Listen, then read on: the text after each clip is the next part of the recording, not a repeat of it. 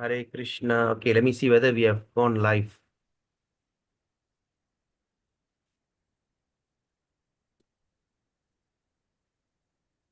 Okay, I think we are live. All right.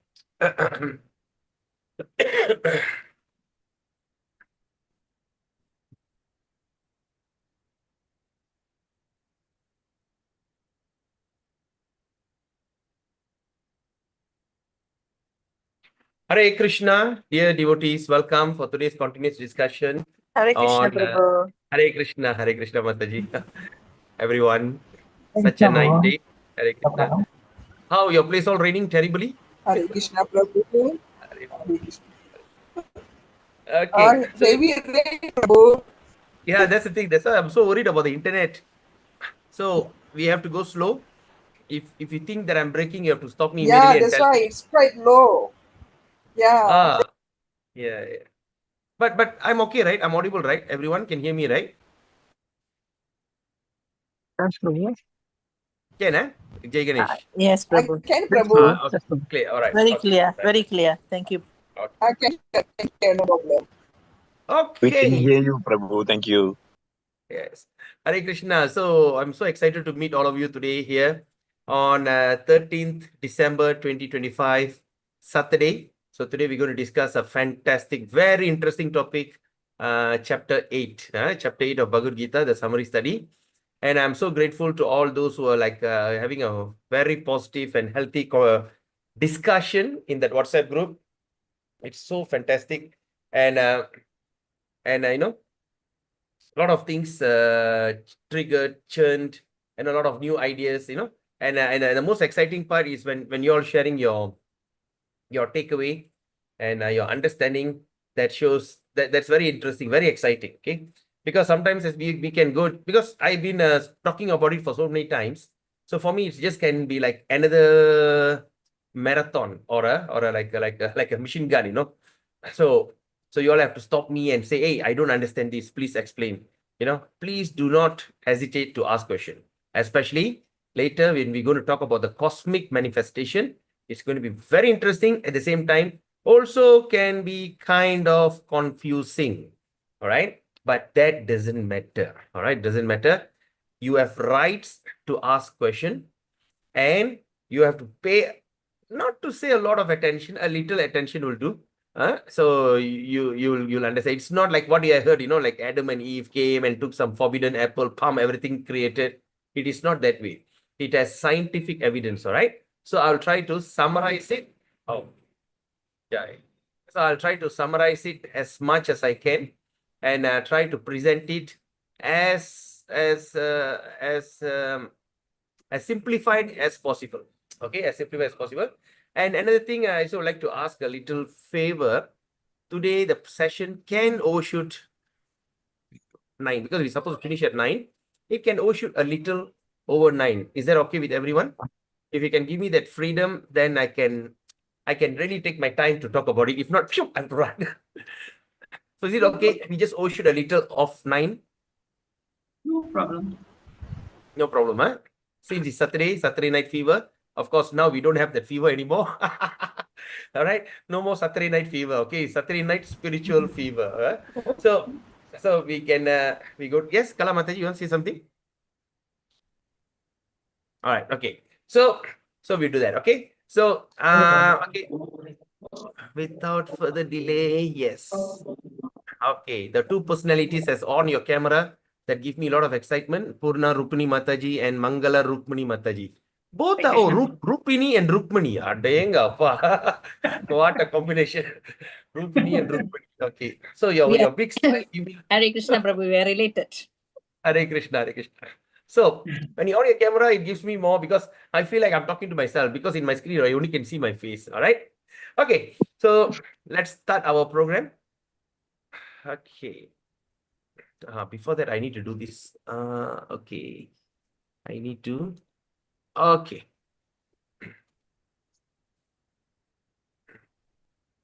All right. So today we're going to start our slideshow from the beginning. All right. All right. So ISKCON Ipoh, ISKCON Malaysia proudly presents Gita Gyan, the essence of Bhagavad Gita, chapter 8. Let's do our invocation prayer. Om Ajnanatimirandasya Gyananjana Shalakaya Chakshurunmilitam Yena Tasmai Sri Guruve Namaha Sri Nama Om Vishnu Padaya Krishna Prishtaya Bhutale Srimade Bhakti Vedanta Swaminiti Namine Namaste Saraswati Deve Gauravani Pracharine Nirvishesha Shunyavadi Pashati Deshatarine Jai Shri Krishna Chaitanya Prabhu Nityananda Shri Advaita Gadadhara Shiva Shri Gaura Bhakta Vrinda. Okay, everybody, let's chant together 3 times. Hare Krishna, Krishna Krishna, Hare Hare, Hare Rama, Rama Rama, Hare Hare, Hare Krishna, Krishna Krishna, Hare Hare, Hare Rama, Rama Rama, Hare Hare, Hare Krishna, Krishna Krishna, Hare Hare, Hare Rama, Rama Rama, Hare Hare. Om Namo Bhagavate Vasudevaya, Om Namo Bhagavate Vasudevaya. Om Namo Bhagavate Vasudevaya. Mukam karoti vachalam pangum langayate girim. Yakrpatamaham vande Shri Gurum Dinataranam. Paramananda Madhavam Shri Chaitanya Ishwaram. Hari Om Tat Sat. Okay. Let's take darshan from Sri Krishna Balaram. Such a beautiful deity. Sri Krishna Balaram, the deity is from Vrindavan. Right, today we dedicate our programs to Divine Grace, A.C. Bhakti Vedanta Swami Prabhupada, the founder Acharya of the International Society for Krishna Consciousness. And also this program is inspired by His Holiness Jayapataka Swami Guru Maharaj, and dedicate this program to His Grace Anadi Jagannath Prabhu of Bangalore ISKCON Shishadipuram, the creator and the brainchild of the Essence of Gita program worldwide. Right. Yeah. Now let's look at today's Gita Mahatmya. Very, very, very interesting. Okay. See what Adi Shankara is saying today. All right. Let's see. First he says Gitaya. Okay. All right. He says Gitaya Pustakam Yatra. Okay. Now we understand Gita means Bhagavad Gita. Pustakam means the book Bhagavad Gita. Yatra. It's a yatra means place of pilgrimage. Nitya Pattascha Vartate. Tatra Sarvani Tirthani. Prayagadini Bhutale. Alright, it's from Vaishnava, Sri Vaishnava Tantra Sara, text 40, on the glories of Bhagavad Gita. Gitaya Pustakam Yatra, Nitya Patascha Vartate, Tatra Sarvani Tirthani, Prayagadini Bhutale. Okay, what he says? All the holy places. Okay, he's mentioning about all the holy places. Alright, like when you talk about Tirupati, and you talk about all the places, like, okay, all the holy places that's available. Where? Not in this world, but we are talking about the entire universe. Right? Entire universe. Now the question is there any other universe other than us? We are talking about, hey, this is the only universe we are talking about.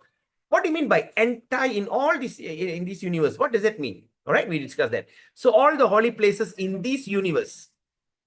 Okay, we are not isolating to India. We are talking about this entire universe.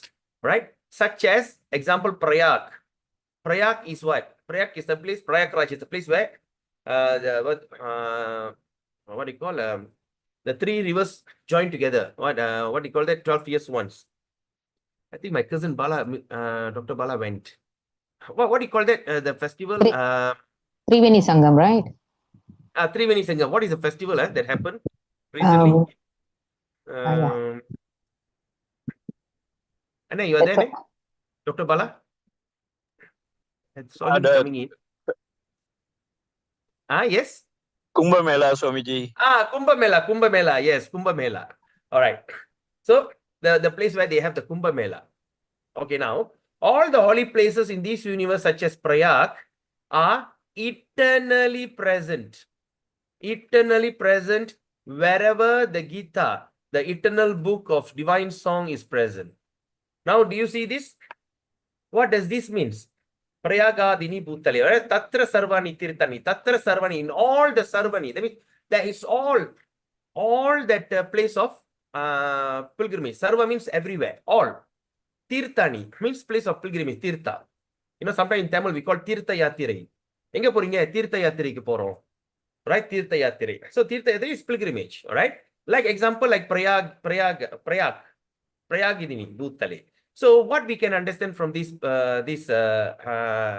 from this statement, they says all the holy places in this universe as Prayag is eternally present wherever the Gita, the eternal book of divine song is present. Now, my dear Prabhus and mothers, do you have a Bhagavad Gita in your hand now? You all got a Bhagavad Gita in your hand? There, all the entire place of pilgrimage, Tirupati, and what else you can talk about? Sri Rangam, whatever places you can think of is actually present right in front of you on your desk. Okay, it's present right in front of you on your desk. This is not, we are not speculating, this is from the Vaishnava Tantra Sara. All the holy places in this universe, such as Prayag, is eternally present wherever there's a Gita is spoken, is present. So sometimes when we see, when our life is become so bad, you know, sometimes what they call luck is bad, or sometimes something is really not right in my house. Let's call someone to do yagya or all these kind of prayers and all these kind of things. Very simple. Go and give them a Bhagavad Gita. Let's make a point, right? I'm so happy. The Skanda Balan Prabhu from Sitya 1 have taken 2 sets or 2 bundles. Okay, now I'm creating this thing called the bundle system, where we are distributing 3 sets of Bhagavad Gita for 100 ringgit. I think the selling price of one Bhagavad Gita is what they call, the one set of Bhagavad Gita is one book is 50 ringgit if I'm not mistaken, 45-50, right? And the shipping cost around 10-15 ringgit. But I've got some donations here and there. So what I'm saying, I'm going to bundle up 3 books for 100 ringgit, including shipping. All right? I know there's some of you from other yatras or from other centers and everything. But I have, but I'm just asking, humbly asking to assist me, because now is the start of Christmas marathon. Christmas Bhagavad Gita marathon started, whereby global what they call the global, what do you call that? Global, what is the word? Target. The global target for this marathon until this thing is 6.4 million Bhagavad Gita to be distributed. All right, 6.4 million.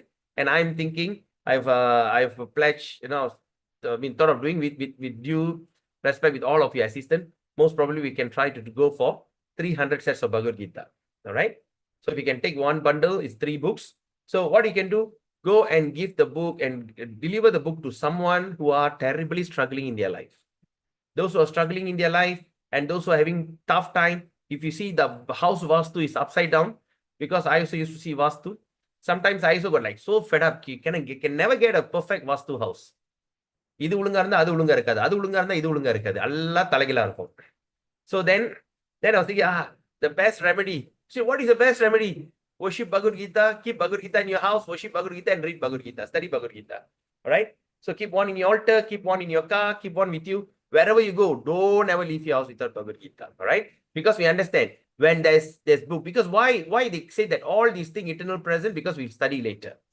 Because whenever and wherever there's Krishna is there, all right, all the auspicious, all the holy tirthas, everything is there. But here in Bhagavad Gita, Krishna presence through his instruction. There is omnipotent, omniscient. There's no difference between him, his word, and his paraphernalia, his dressing and everything. But of course, we are different. I am different. The dress I'm wearing is different. I'm different. My dress is different. But for Krishna, everything is same, equal. All right. So like that. Okay. Sorry, So Prabhu. May I interrupt? Yes, definitely. Definitely. Okay, there's what mentioned earlier by you that I mean in the sloka that all the holy places are present in the Bhagavad Gita. Okay, is it the same as if we don't do the pilgrimage, like going to India and going to all the holy places? Is it the same as reading the Bhagavad Gita? I mean, so we don't have really. It's not necessary that we go to the holy pilgrimage and do holy dams and all that. Is the same? It's the same. Is it equivalent to reading about Gita then? See, I mean, in one way Sorry, you're no right. offense, please. No, because I was thinking you'll ask question maybe tomorrow, day after tomorrow, when I speak about another what they call Gita Mahatma. Anyway, okay, now it is like this. You can go to holy places how many times in a year, Mataji? Yeah, okay. How many times? And how many times, Minnie, you can go as many times as you Yeah, I want. know we can, but you can go how many times in Oh. 1 year? Maybe 2 times. 2 times. Oh, really? Yeah, twice a Hmm. year you can go to Vrindavan. Can, but just that I haven't been going in the last few years because I wasn't well. Yeah. For So how long? we always go to Vrindavan. Yeah. And So yeah. now it's like Uh-huh. this. Uh-huh. So if you want to go to Vrindavan, okay, it's what they call, you can maybe go once in a while when you're Yeah. healthy, when you're able, Yes, that's right. and you are there strong, and also you must check on the weather. There are a lot of Yes. things you have to consider Yes. before you go there, right? Yes. Yeah. So now what in this what they call in this Mahatmya says, when you have a Bhagavad Gita in your house, Yeah. that place becomes pilgrimage. It's as though that Right. you're staying in Goloka, in Vrindavan. Colin, okay. Or it's as though that you're staying in, if you're very ardent devotee of Tirupati, Venkatachalapati, Right. that Tirupati is in your house. Okay. Or Mayapur in your house. So it's like that.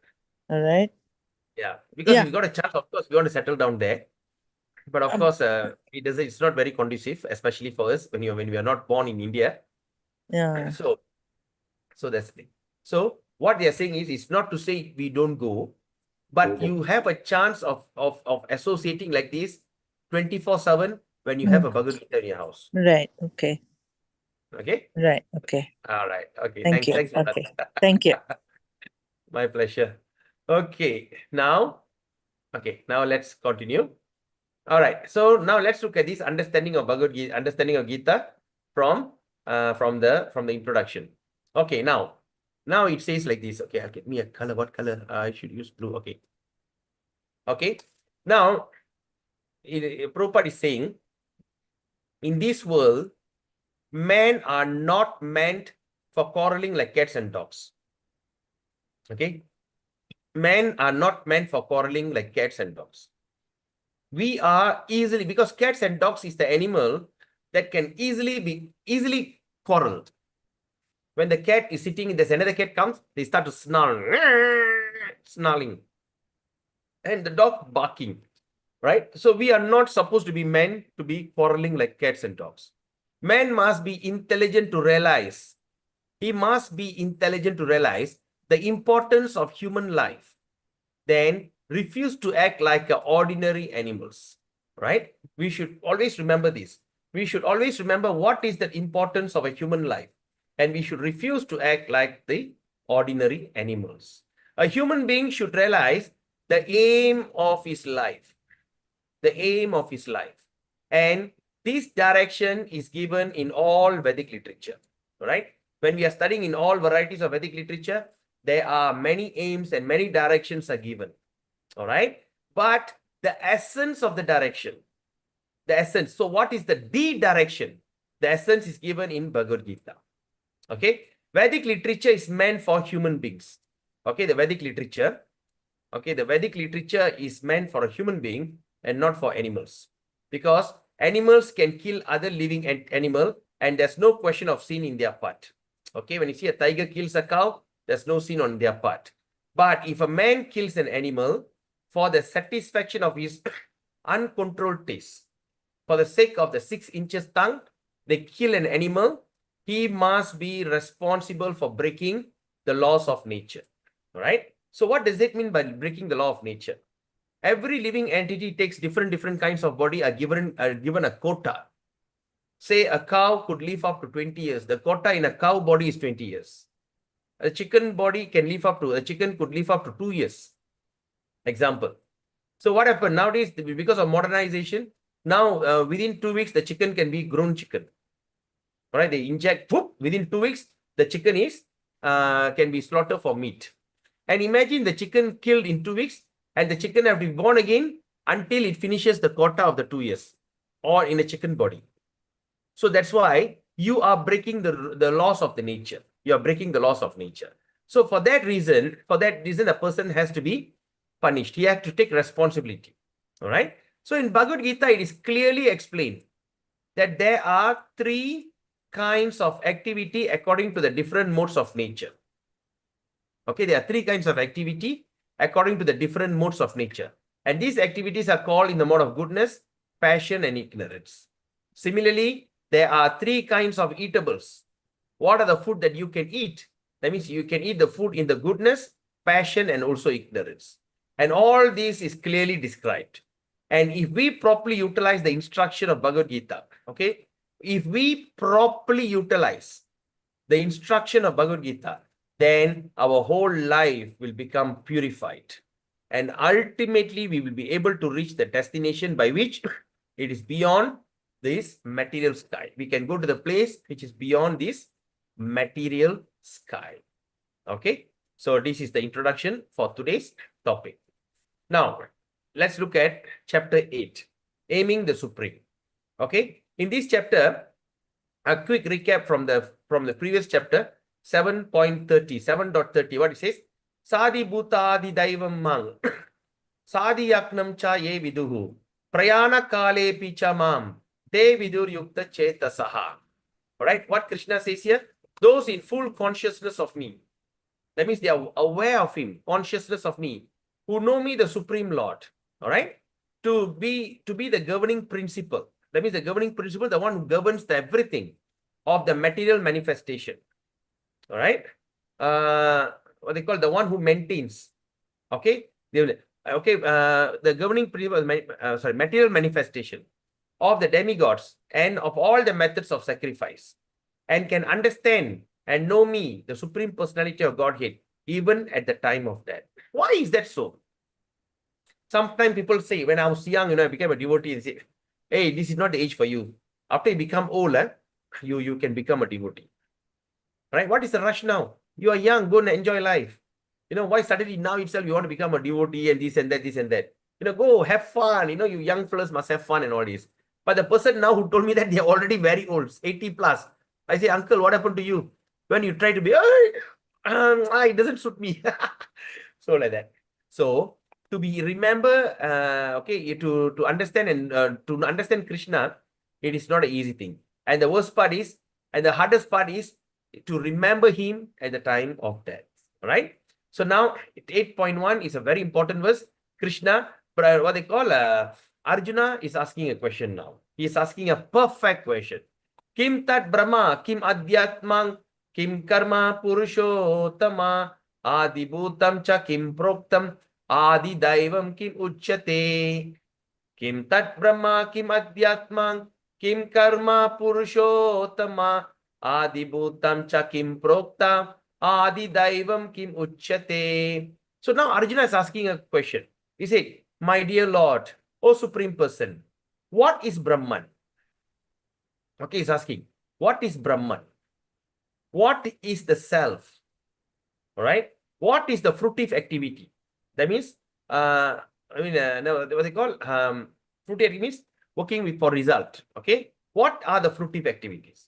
What is this material manifestation means? What is this material manifestation? And what are the demigods? Please explain this to me. Now Krishna asking that question. Right? In 8.2, he's continuing. Arjuna is asking, Adi yakna katam kotra, dehesmin madhusudana, prayana kale cha katam neyosi niyatatma bihi. Now he's asking a second question. Who is the Lord of sacrifice? Adi yakna. Right? Adi yakna. Who is the Lord? When you do all kinds of, who is the ultimate enjoyer? How does he live in this body, O Madhusudana? And how can those engage in devotional service, okay, know you at the time of death? How, when they engage in devotional service, will know you at the time of death? All right. Then, all right. So Arjuna is asking a question. All right. To make it simplify. Okay, just give me a second. All right. This is from the verse 3 and 4. Okay, 8.3, 8.3, 8.4 in 2 chapters. Now this is the answers, and this is the quick, questions. Quick answers by Krishna. So first Arjuna asks, what is Brahman? Okay, Brahman means spirit. That is indestructible living entity. Right? We studied in chapter 2, Bhagavad Gita, right? What he says, the soul cannot be killed, cannot be muted, cannot be chopped, cannot be mute, cannot be burnt, cannot be moist. All right, indestructible. What is Adhyatma? Adhyatma means controller of the body. Right? So Adhyatma means the control of the body. That means the Krishna's answer is eternal nature, the self, to serve the Supreme. So that means here talking about the constitutional position. Number 3, what is karma or work fruitive activities? And Krishna replies, activity which generates a material body for the living entity. Look at that. So this is very interesting. Please mark this thing very carefully. So what does, what they call? So it says, what is karma? Karma means activity which generates a material body for the living entity. So you are in this body today because of your activity in your previous birth. Similarly, you are preparing your next birth by your activity in this current birth. All right. What is your activity? So the karma is actually producing an environment that you're going to enjoy or suffer in the future. So if you go to such environment, you go into that environment and you go there with a suitable body. Okay. Example, you are not you, a person who are very envious. Example, very envious. Okay, he hates people. Envy. The worst character in human being, envy. You can be jealous, fair enough, but envy can kill. Envy is something which is extremely, it's a low quality activity. It's a terrible kind of what they call nature, envy. So when a person dies as I believe, oh, all right, Haribol. So I believe you have heard the people who are envious. You have seen envious people, right? How they look and how they think. Okay, these envious people usually when they die in that mood of envy, what they will do? They'll go into that mode of that. So that means they'll go into a very dark place, a place where which is very gloomy, wet, deep in the jungle, and very like scary, for us very scary, like gloomy, even there's a sunshine, sometimes when you go into the dense jungle, it'll be very dark, very gloomy, dark, wet, moist kind of jungle. So you go there and you have to go with a suitable body. So the envious people usually take a form of a snake. They'll born as a snake. So that means they're given a suitable body as a snake so that can live in that suitable environment of where the envious people end up. All right. So that's the thing. So all that activity which generates the material body for the living entity. Okay, what is Adi Bhuta, the material manifestation? It means constantly changing physical world. The world is keep changing, yes or not? So Adi Bhuta means constantly changing. What is Adi Daiva? The supreme demigods. All right, that is the universal form which includes all demigods and their different planets. All right, that is the thing. So later we will study what is Adi Daiva in chapter 11. Adi Yagna, the enjoyer of sacrifice. So who is the enjoyer of sacrifice? The Paramatma in every embodied being. That is Krishna himself. We're going to discuss later. Where does Paramatma come from? Where does Adi Yagna resides? In the heart of all. In all our heart, the Adi Yagna. All right. Then that means the enjoyer of the sacrifice, he lives in everyone's heart. And number 8, he asks how to remember Krishna at the time of death. Let's look at the next one. So now Krishna says in chapter, in text 5, what he says? Antakale chamam eva smaran muktva kalevaram ya prayati satmat bhavam yati nastyatra sangshayaha. Right? So what he says? What he says? Antakale. Okay? And whoever at the end of his life, right? Just give me a second. I just want to look at something. Because something popped up in my mind.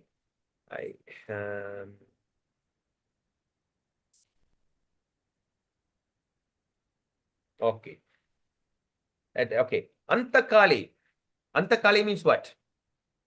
All right. Andakalam. In Tamil, we can say Andakala Kattam. Andakalam. Endakalam. Kadasi Kalam. Right? So Antakale. That means that time. Which time? End of the time. At the end of his life. Antakale. All right? Cha Mam Eva, who remembers Mam, who remember, okay? Who quits his body, remembering me alone. So now what Krishna says here very clearly, right? What does he say? Remembering me alone. Okay. Ya prayasti sat mat bhavam. Yat nastri astra sangshayaha. What does that mean?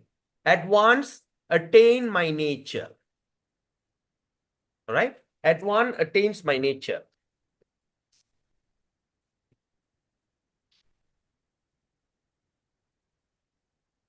Right? At once attain my nature. Of that, there is no doubt. And the sandegam, sangshaya. In Tamil, we call sandegam. Sandegame illa. No doubt. Whoever at the end, antakale, at the end of the time, antakalam, chamam eva, only me, quits his body remembering me alone, at once attain my nature. What is his nature? The eternal nature that you will never return. All right? Of these, there's no doubt. Hare Krishna, Prabhu. Last time I heard that we forget Krishna at the time of... yeah, of course. Definitely Krishna will give you remembrance. Anyway, we say yes. Your question was correct. Yes, give. But that also if you really sincerely worship the Lord. All right. Anyway. Okay. Now you got it. So that one, remembering me alone, at once attain my nature, and there's no doubt. Nat yati natri atra sangshayaha. Okay, sandegame illa. Don't even doubt it. You guarantee it's going to achieve to you. All right? Because that is very important. Once we achieve that nature, we shall not return. Then 8.6 Krishna says, yang vapi smaran bhavang tyajya ante kalevaram tang tam evaiti kaunteya sada tad bhava bhavitaha. Yang, what does it mean? Yang. Okay, he says, whoever or whatever. All right. And smaran. Okay. Smaran means what? Remembering. Smaranam. Remembering. Okay. Remembering. Okay. Smaran. Then bhavam. What is bhavang means? Bhavang means the nature. All right. The nature. Sometimes when you see the dancers used to show bhava, right? The eyes will go this one, Kannile, they start to show what's happening. So there's a nature. It's expression or nature. Bhavang. All right. Then tyajati. Tyajati, tyagapadathru, that means giving up. All right? Ante, at the end. Kalevaram. Kalevara means this body. Right? Tam, and similarly. All right?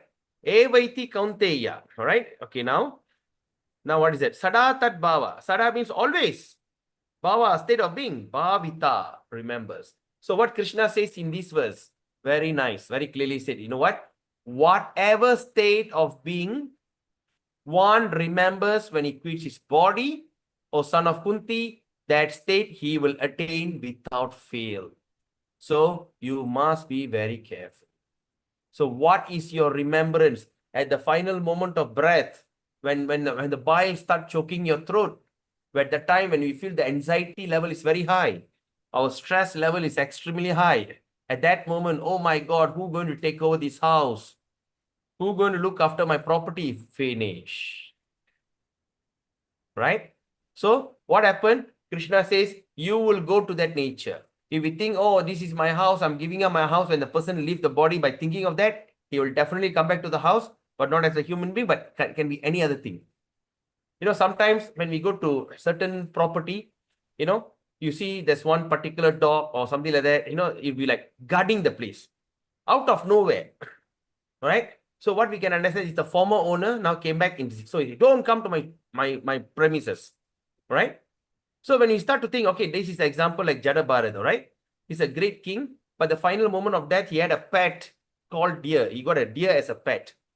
At the time of death, he was just thinking about the deer. Oh, where's my deer? Oh, my lovely deer. And he died.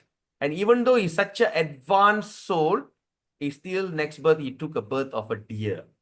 Right? So that's why sometimes they say, I don't know whether I should say this or not, but anyway, it's my duty to tell you, because we are speaking as it is, we are speaking the truth. That's why having a pet is sometimes very dangerous.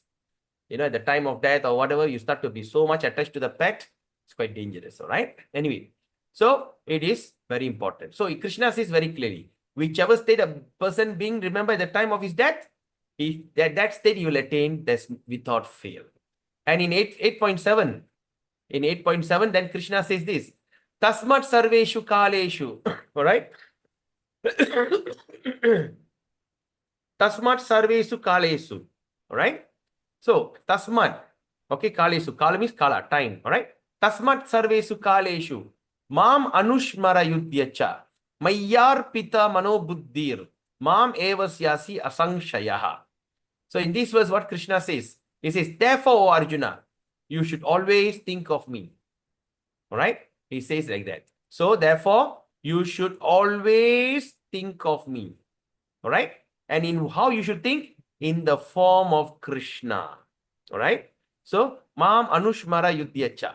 Okay? Mayyar Pita Mano Buddhit. Mam Eva Shashi Asankshaya. So, he says, you must remember me in this form of Krishna. Sometimes they ask, why not I remember Perumal? You can go ahead and do it. But in Bhagavad Gita, Krishna says, remember me in this form. And at the same time, so that means you should always think of me in the form of Krishna. And at the same time, what he says, carry out your prescribed duty of fighting. Remember this and go and fight. With your activities dedicated. All right, arpita, my arpita, arpadam, arpita. That means you're offering it. Right? But when you offer your dedicate or your activity to me, and your mind and intelligence fixed on me, you will attain me without doubt. All right. So what is the steps now? Okay, number one, Krishna says, you should always think of me. In how? In the form of Krishna. Then, in the same time, carry out your prescribed duty of fighting. Okay, carry out your duty of fighting. Then your activity, make sure you dedicate to me. All right, when you dedicate to me, what happened? Your mind and intelligence fixed on me. Then you will attain me without fail. All right, that's a guarantee that Krishna gives in this verse. Then in 8.8.10, in 10th verse, Krishna says, Prayana kale manasa chalena.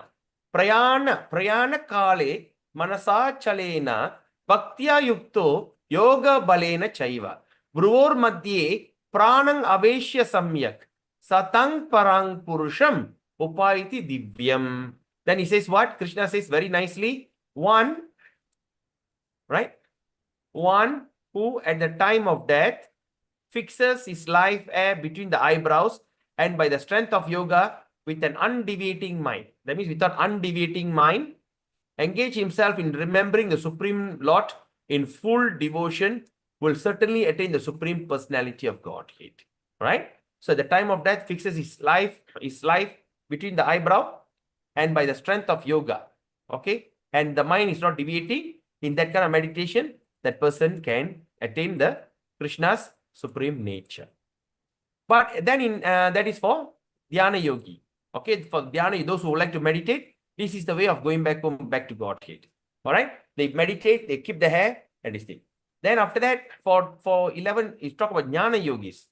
All right, Yat Aksharam Vedo Vido Vadanti Vishanti Yat Yatayo Vitaragaha Yat Ichanto Brahmacharyam Charanti Tatte Padang Sangrahena Pravakshe. So when those people who are performing this Jnana Yoga, person who are learned in the Vedas, what happened? Who utter Omkara, they always say Omkara, and who are great sages in renounced order. Renounced order means sannyasam. All right? Okay. Enter into Brahman. That means they merge into the light. All right? One practices celibacy. This person practice celibacy or brahmacharya. Okay? I shall now briefly explain to you this process by which one may attain salvation. Right? How can you attain salvation?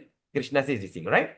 Now, then after that in 14, in text 14, Krishna says, Ananya Cheta Satatang, Yomang Smarati Nityashaha, Tasyaham Sulabha Partha, Nitya Yuktasya Yogina.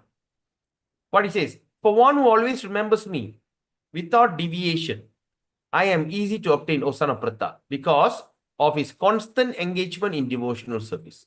So when we start to engage in devotional service, like distributing books, every day study the Bhagavad Gita, all right, or chanting the Hare Krishna Mahamantra, this is also considered devotional service. So when you can go on doing this constantly engaged devotional service, right, you'll get a chance of remembering Krishna without being deviated. And in 15, then Krishna says, Mam upetya punarjanma dukkalayam ashashvatam napnuvanti mahatmanaha shangshidim paramangataha.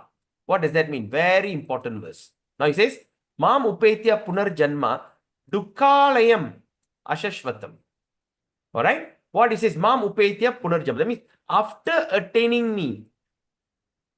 Okay? Once you go back to the attaining me, the great souls, which is Mahatmas, who are yogis in devotion, all right, never return to this temporary world. Once you go over there, you will never return to this temporary world. Why? Because this place is full of miseries. Dukkha alayam ashashvata. Dukkha alayam. Because this place is full of miseries. Because they have attained the highest perfection. So once we have achieved the highest perfection, once we go back home to the spiritual sky and all these places, we shall not return here anymore.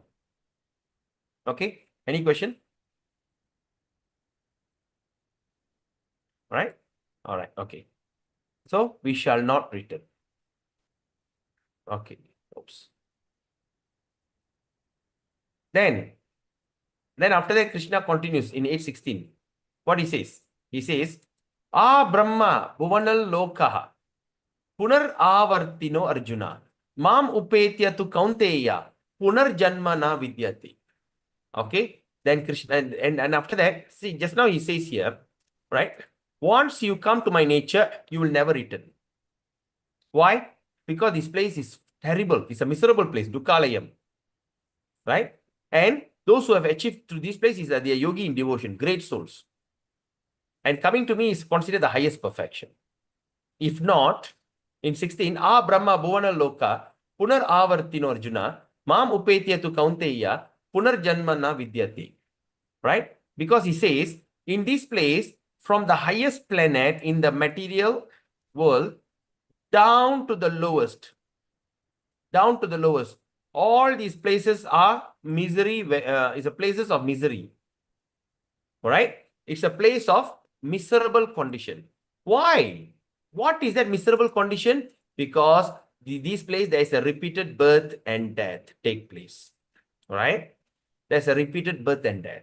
But one who attains my abode, Krishna says, never takes birth again. All right? So now when you look at this, the photos here, this is something that all of us are going through in life. First, there's a birth. After birth, finally, there's a death. Guaranteed. Birth and death is guaranteed. But the worst part in between these two, after birth, we become, we become disease and we also become old. Old age and disease is part of this plan, right? Okay, like for instance, many people are like, you see daredevils. They are not scared of death. They can do all kind of crazy things in life. But true things they don't like. They don't like to get old. They don't like to fall sick, right? So nowadays you see that Monaco place something, or even like South Korea. A lot of ladies from Malaysia especially, right? They love to go to South Korea to go for a very expensive makeover, to chucho Botox, took Botox here, Botox there, because they want to still maintain their flawless beauty. They want to maintain their flawless beauty.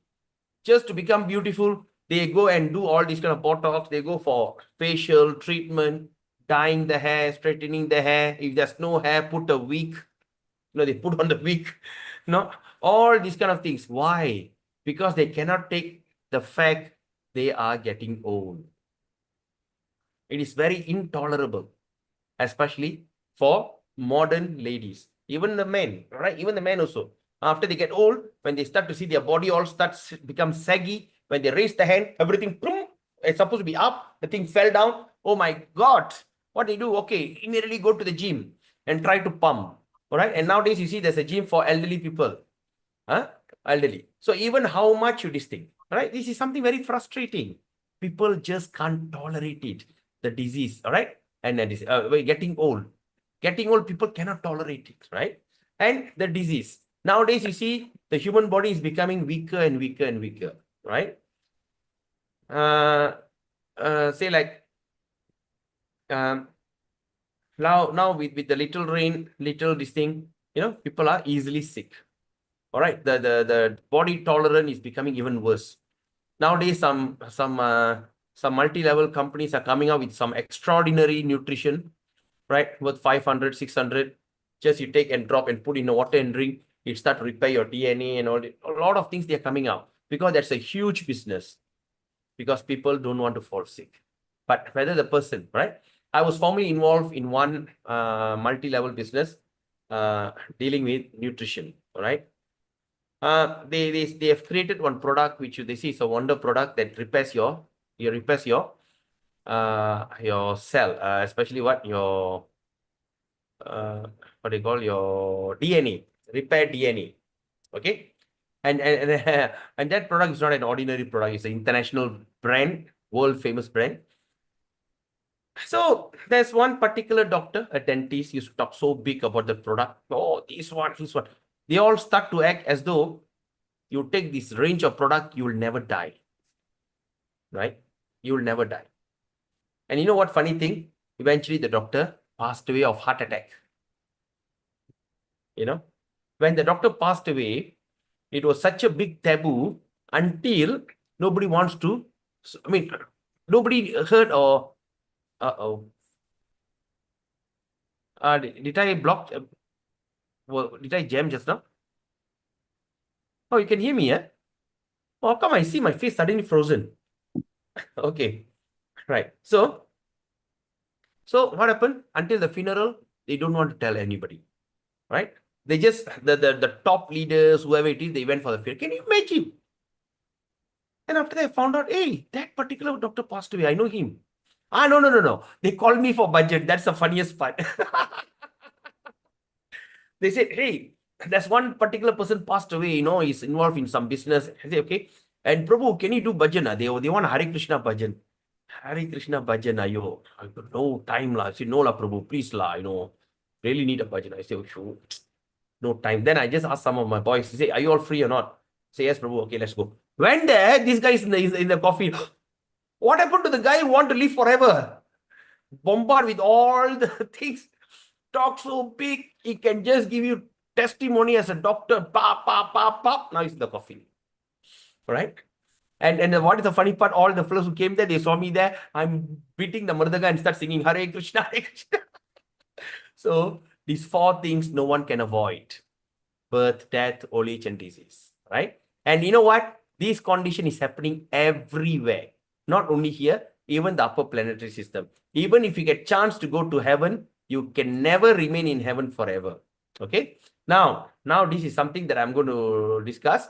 So I want you to pay a little attention.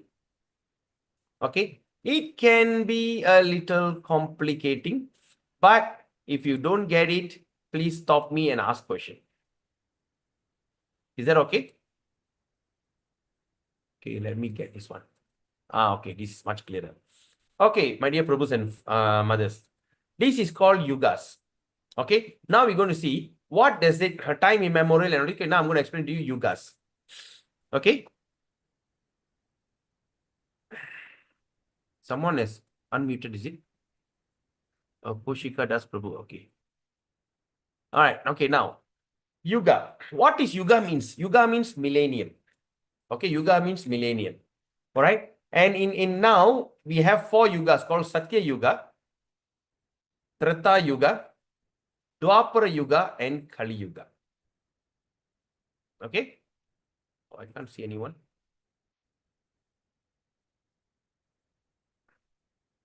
Okay. All right. There is 4 yugas. In these 4 yugas, Satya Yuga, it lasts 1,728,000 human years. Man years. All right. Treta Yuga lasted for 1,296,000 man years. Dwapara Yuga lasted for 864,000 years. And Kali Yuga will last 432,000 years. Right now, the Kali Yuga has passed roughly slightly above 5,000 years. All right, 5,000 years. How to find out? Even you can go and see your Jadagam. If you have an astrological chart, you can see that. All right. He born on this Kali Yuga era, 5,020 years. That means after Kali Yuga starts, the person born like that. Okay, anyway. So the Kali Yuga lasts for 432,000 years. So far, approximately, I mean, it's more than that, but you just take an easy calculation. 432,000 years has passed. 5,000 years has passed. So we have a balance of 427,000 years to go. Don't worry, the earth is not going to end. Like some people say, oh, Armageddon, the Kiamat, the earth is going to end anytime soon. No, got another 427,000 years to go. Right? So don't worry. If you think you want to stay in this earth forever, yes, you still have a long time to live in this earth. 427,000 years left. Right? So like that. So how to factor them? So we just take 432,000, right? Times by 2 is the age of 432,000 times by 2 is Dwapara Yuga. Times by 3, it is Treta Yuga. And times by 4 is Satya Yuga. Okay, are you all following me on this so far so good? All right, great. Now the second thing. When you combine these 4 yugas, Satya Yuga, Treta Yuga, Dwapara Yuga, Kali Yuga, when you combine it, it is called as Chatur Yuga. Chatur means 4. All right? Chatur Yuga. So the combination of 4 millennium. So Chatur Yuga is how many? When you combine these 4, it's roughly around, it's 4,320,000 years. One Chatur Yuga. So far so good? Great. Okay. Now, now we talk about Kalpa, another Vedic calculation called Kalpa. What is Kalpa means? One Chatur Yuga times by 1,000 is equal to 1 Kalpa. Okay.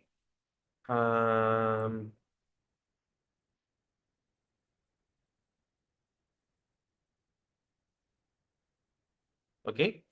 1 Chatur Yuga times by 1,000, it is equivalent to 1 Kalpa. So far so good? Okay. Now, 1 Kalpa, okay, Kalpa. Now we talk about 1,000 Kalpa.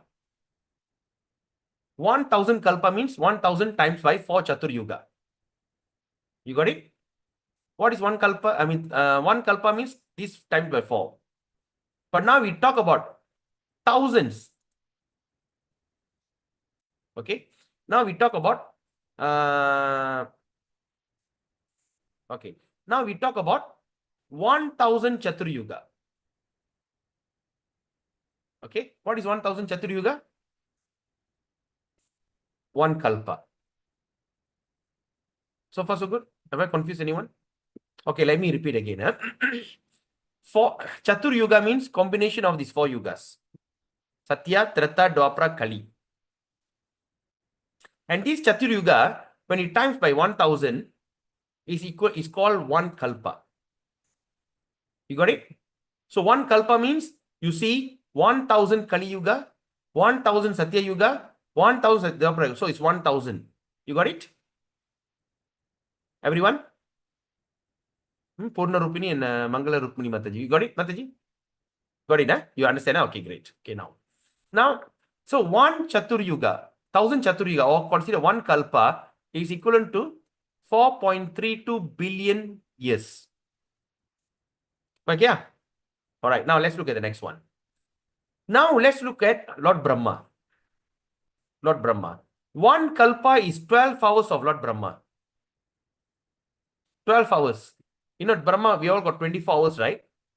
So the daytime 12 hours is human years is called 1 Kalpa. So 1,000 round is equivalent to 1 daytime of Lord Brahma.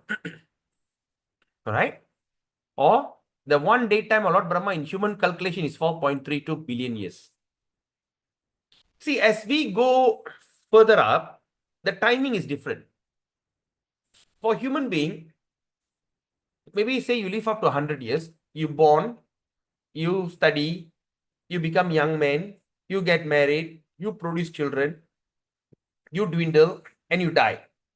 Say the period takes 100 years or 70 years. But now, when you look at that, like a lower animals, like the moth, easel, you know easel? They're called moth. At night, when there's a light, there's a moth, M-O-T-H. For the moth, that night is their entire lifetime, generation. All right? They born, they produce grandchildren, they go for it. Everything finishes in that one night. Human one night is equivalent to one big cycle for yuga for the moth. So as we go down, down in that, just say like a life of a dog. The dog will live up to 10 years. So in that 10 years, the entire process is done. Okay, the cow takes 20 years. The dog takes 10 years. All right. Then you go further down. When you look at the chicken, takes 2 years. All right. Like certain animals, maybe 6 months. Like fish. So as we go down, the times are changing. So similarly, what happened for a human being, as we go up for Brahma, it's considered we are tiny. So for Brahma, 12 hours at daytime is equivalent to 4.32 billion human years. Okay, got it? All right, now 24 hours of Brahma. 24 hours of Brahma means what? 24 hours means this whole day, night. In 24 hours of Brahma is called 2 kalpa, or equivalent to 8.64 billion human years. All right? When we look at 1 year of Brahma, Brahma's 1 year, satu tahun, equivalent to human years, 3.1104 trillion years. Then you see, Brahma has a lifespan of 100 years. Brahma won't live forever. Brahma, the four-head Brahma, he live up to 100 years. After that, finish. So 100 years of Brahma is equivalent to human years, 311.04 trillion years. Okay? Are you all following me on this? No one confused? No one, huh? See, I'm pointing there. Okay. Now, when you see, in 12 hours of Brahma, after Brahma creates, then he go to bed. He sleeps at night. When he goes to bed, that means there'll be a situation happen called as, this area is called as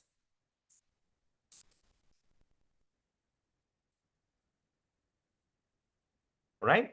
They call this as you cannot be seen, huh? Okay, I just okay. So this is the time. What happened at this moment? It moment happened. Caps lock. RTIAL, partial. All right. So this is the time. What happened? Partial annihilation happened. What does that mean? When Brahma goes to bed at night, okay, when Brahma goes to bed at night, okay, partial annihilation. The lower part of the universe destroyed. Earth downwards destroyed. Pralaya. When come back next day, when he start to wake, then he recreate everything all over again. You got it? So what we can understand from this? So for every one kalpa, there'll be partial annihilation. You all follow me? Mangala Prabhu? Rukmani Mata. Yes, who's that? It's Vijay. Yes, Vijay Bharat. Is it what the annihilation will be a lower part? Is it like the lower loka or it's our buloka? Buloka downwards, all lower lokas. All the lower lokas will be annihilated. Yes. That means from earth downwards. Patala, earth downwards, all until the hellish region, all destroyed. Half gone. But the heaven, Swarga, Tapaloka, Mahaloka, Satyaloka, all the upper planet still intact. Okay? Okay, Prabhu. I got it. Okay. Okay, now let me show you by drawing. You want to see the drawing? You want to see how the thing is created? Okay. It's going to be very, very interesting. All right, but before that, let me come out of this. Where is it now? Okay. All right. Now, so far you understand this, huh? I assume you all understand this. Okay. Now, So this is what it meant. So 8.19, Krishna says, at the night of Brahma, partial annihilation happened where all this half of the universe from here will be destroyed. And what happened? They merge into Garbho, Daksha, Vishnu or Narayana. Okay. Now, okay. Then let's look at the next one. Abhatyakshara iti uktas tam ahu paramangatim yam prapya na nivartante taddama paramang mama. Alright? But then Krishna says in 821, that which the Vedantis describe as unmanifest. Right? What they have described at this place? They've described this place as the see, I've been using this so many times, but still I'll be struggling to look for it. Okay. That which the Vedantis, all right, the one who are the professors of the Vedas or the devotees describe as unmanifest. That means it is not created, it just happened. Infallible, the thing that cannot be destroyed. The place which is known as the supreme destination. That place which once you have attained that, all right, once you attain that, you will never return. One never returns. And that is my supreme abode. Krishna says, that is my supreme abode. Before that, he says, during the night of Brahma, half of the earth destroyed, including you living in this planet. Right? But there's one place, Avatyokshara ityuktas, tang aho paramangatim, yat parapyana nivartante. That Dhamma, that place, Dham, paramang mama, is my supreme abode. You will never return once you go there. Right? Now,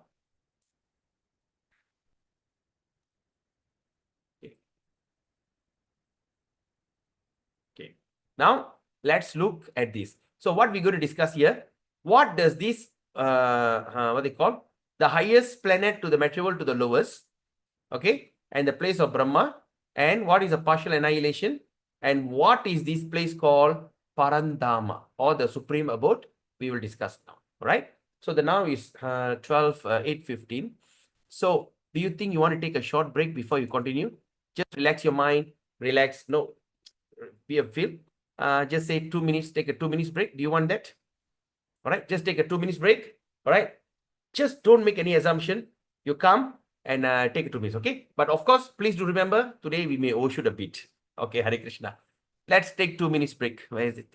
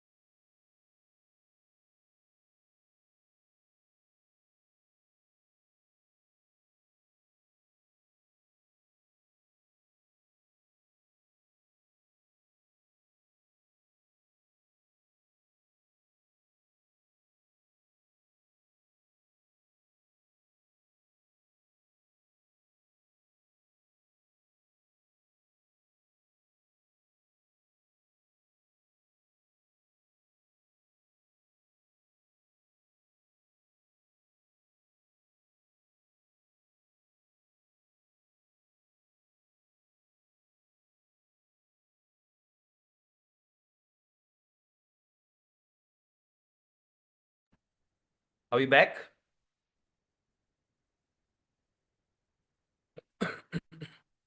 Everyone? All okay? Put a thumbs up if you are there. The thumbs up will go up. I saw something went up. Okay, you all ready, yeah? Yes, Jay Ganesh. Yeah, that's the thing. All right. Okay. Now let's look into this. Where is my whiteboard? Advanced. Hey, where's my whiteboard? It's here. Okay, whiteboard. Share. New. Classic. Okay. Okay. Now. Okay. Now let's look at this. Okay. Now let me tell you the situation is I have to put my screen very low because I want to have a full whiteboard. So if you don't understand, just unmute and speak. Okay, if you think you like it, you just like the hand went up. Okay. Okay. Okay, I need to put this small. All right. Okay. Okay, now. First of all, the first thing is like this. Okay, what we're going to do now, I'm going to take you from the highest planet to the lowest. Okay. So we're going to divide all one by one. Then later, we're going to combine them. So you understand one by one this thing. Okay, number one, there's a planet, there's a place which is the supreme planetary system, which is called as Vrindavan. All right, this place is called, all right, this is the, all right, Vrindavan.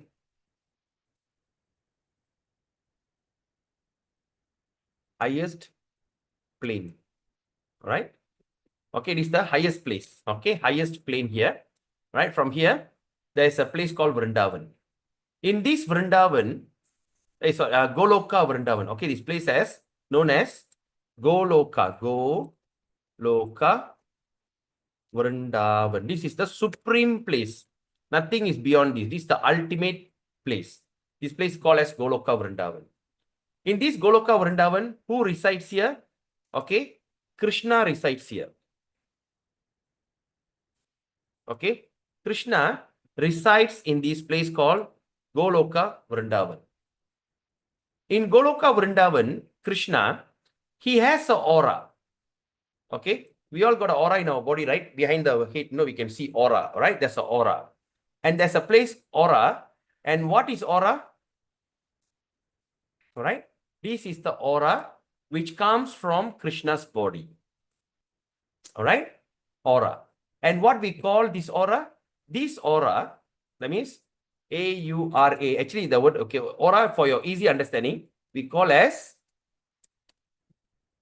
Brahma Jyoti. The place called as Brahma Jyoti. So far, so good. This aura we call as Brahma Jyoti. So everything is within this place called Brahma Jyoti. Okay, first we see the highest plane, right? And let's look at the next one. So now we see there's the highest plane here.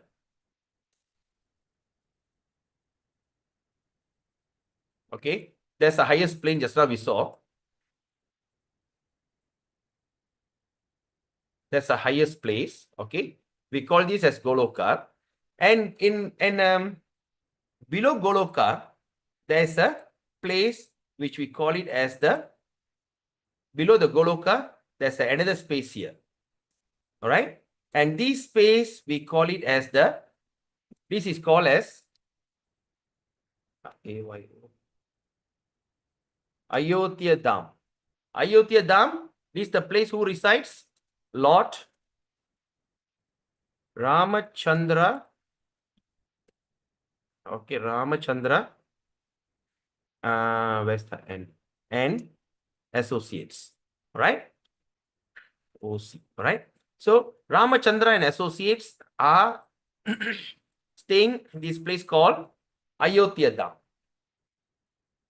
Okay, this is part 2. Okay. Then, of course, and then below that Ayodhya Dham, there's a space, okay, which is, of course, all the space they have is all full of effulgent Brahmajyoti, right? There's a Brahmajyoti like this. All right. Here, the place we call it as the spiritual sky.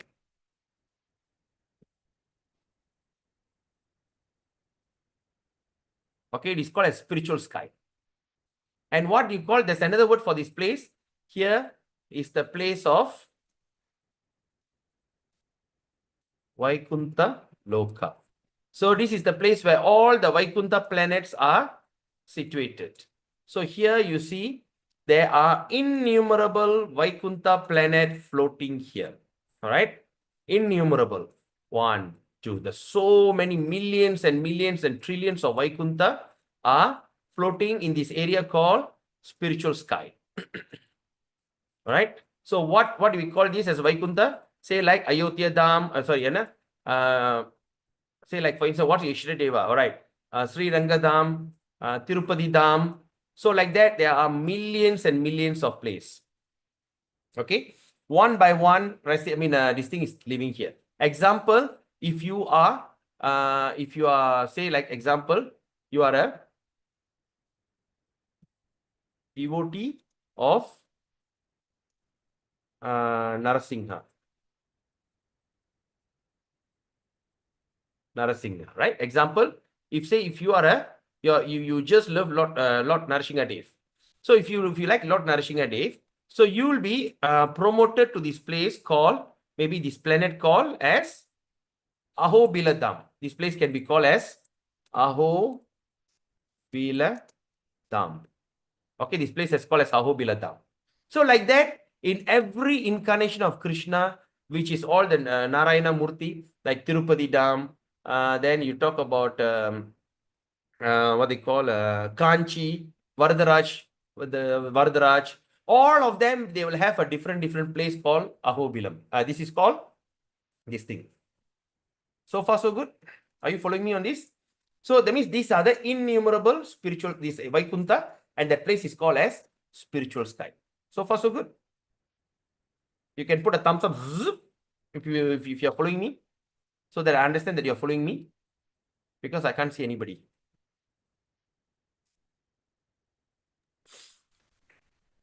Are you following me? Prabhu, we are catching up. We are following. Okay. We are following with the flow. Okay, good. Yes. So with this kind of feedback will make me excited. Yes, I know you're listening. All right. So this is the Ahobiladam. And what is below the Ahobiladam? All right, sorry, Ahobila. I mean, this is the area called the spiritual sky or Vaikuntha. All right. And what happened after the Vaikuntha planet? After the Vaikuntha planet, all right. But no, I think I better do it here. At this Vaikuntha planet, okay, I just remove some of them. Okay. Right.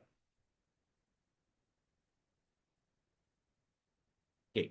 So, okay, now you understand what does it mean, Ahobiladam and everything. Okay. Now, what happened below the Vaikuntha, this thing?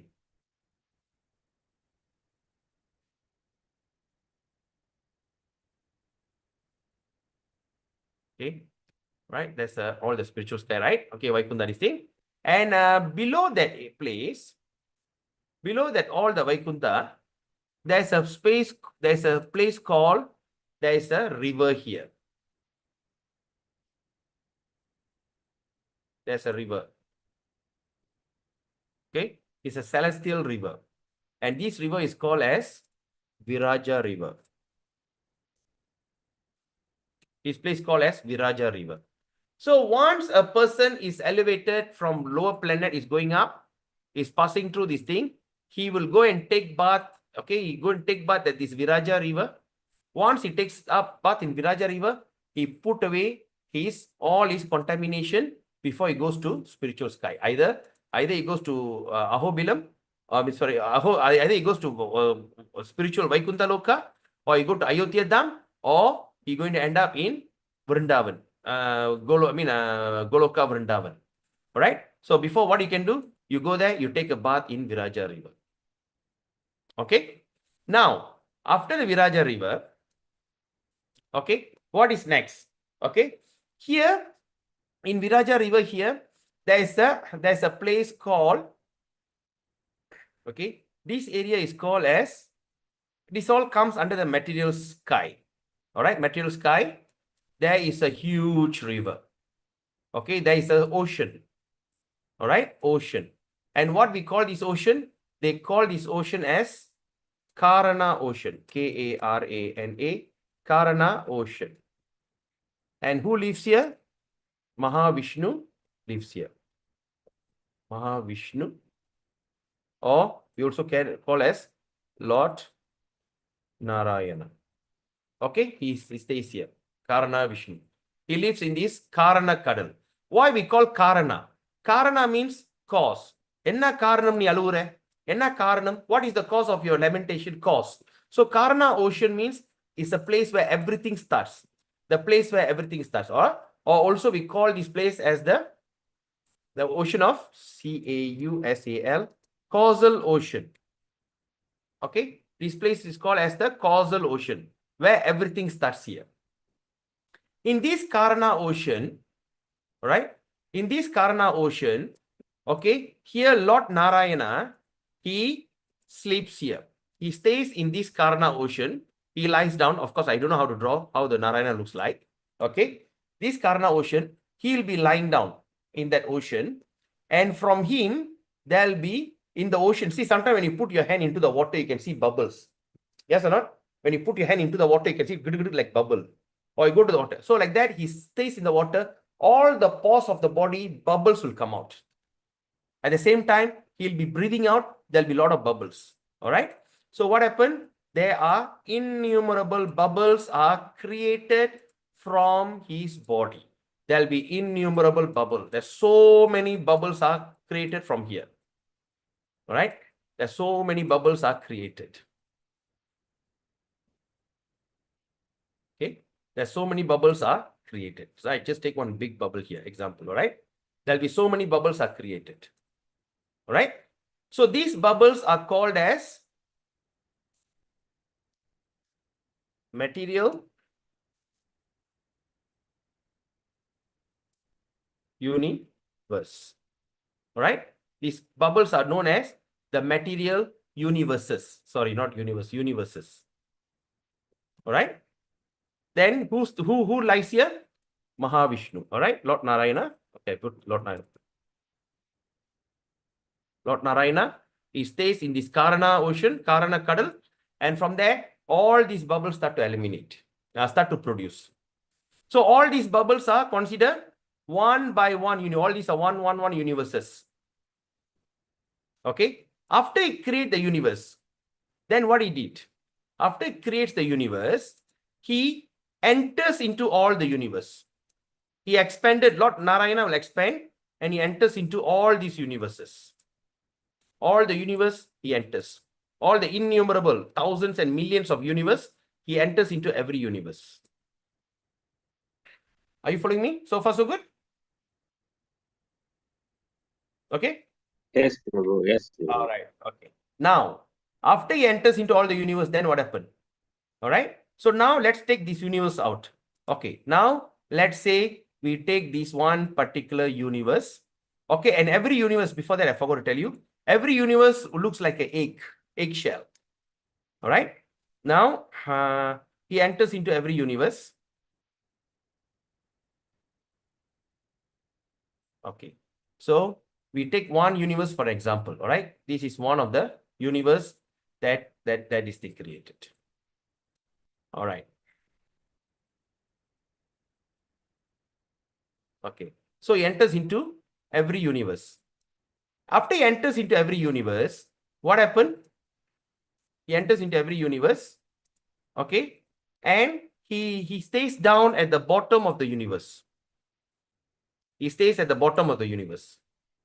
And here he expands himself as what? Okay, call as GAR. Garbhodakshai.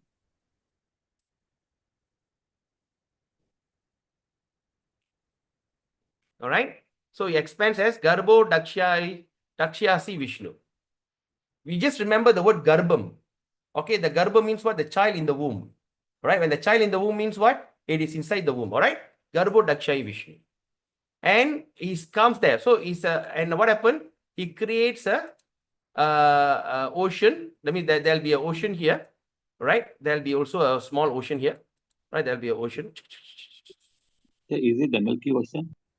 No, no, no. This is Garba Ocean.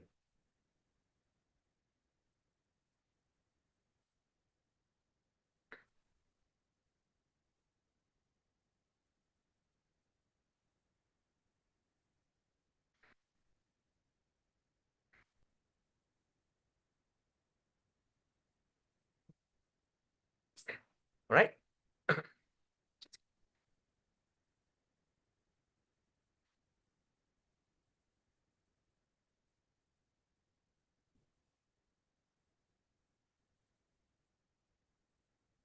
Yeah, the Milky Ocean. Huh?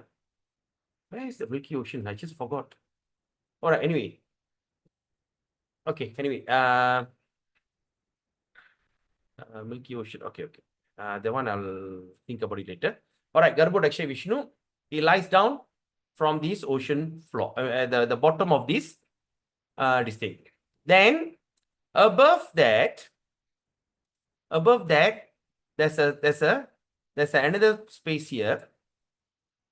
Okay. Above that, there is another creation here in the lotus. Okay, there'll be a lotus flower. All right. Here is the place where Lord Brahma appears. Okay, here is the place where, right, is the place of Brahma. So Brahma appears here. Brahma appears here.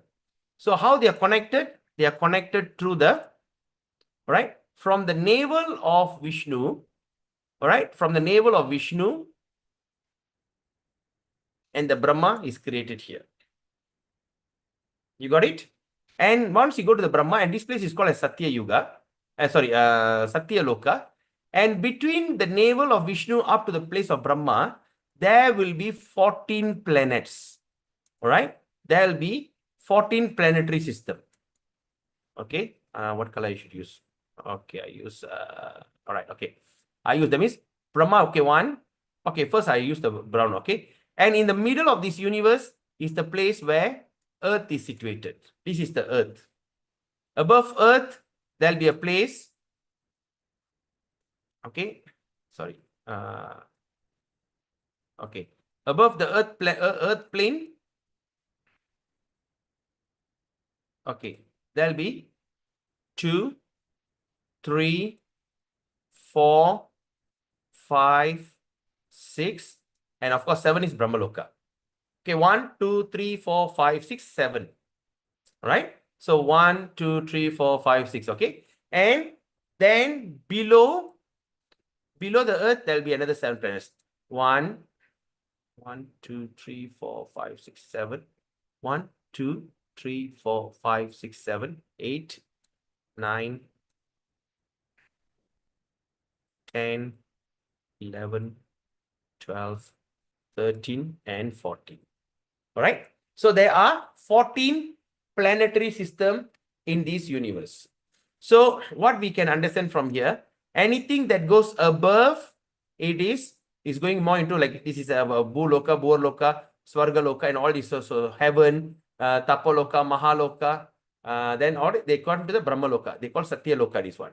When you go downwards, it's all the lower, and the bottom part is called the hellish region. All right, this is the place we call as hell. Okay, the hell is here. All right, hellish region. So in this hell is the lowest part. All right, what they call that? Patala, Tala. Okay, so that's the lowest planet is called as hell. Okay, are you all following me on this? Okay. Hello. Yes, Prabhu. Okay. Following. Following. No, because I can't see anybody. That's why you need to respond. Prabhu, Because Yeah, who's that? It's me. I just You mean I who? just want to know, for example, if each universe, Hmm. they already have each universe got Garbhoday Kasai Vishnu. From Yeah, Garbhoday Kasai Vishnu will be 14 lokas, right? yeah. Is it under the from all over the under the ocean, right? Prabhu, just now you said that the ocean, right? What is it they call it? The one they said is a border, some kind of border of after the which is need to pass Vaikunta, Viraja River. Viraja River. um, Viraja River. So all the universe below the river, there's Yes. thousands of universe. In the end, they compete for the one place. Is They it don't like that? compete. They all existing separately. No one competes. Not compete, huh? There's no competition here. Every one of them are living all different rivers, and Vishnu will enter into every atom or every bubble as Garbhodakshay Vishnu, and above that Lord Brahma will appear, and there'll be this thing. So like this is available in all the planetary system. Like this Brahma we have is 4-headed. Some place they have 10-headed, 100-headed, like that. All different. Now we are discussing about the universe that we are living in. Yeah. Okay. Okay, Vijay Bharat. Okay, brother. All right. Okay. Now, this is the 14 planetary system. All right. Okay. Now, what happened? And in this planetary system here, there is another place. All right. There's another place which is called Vaikunta in material plane.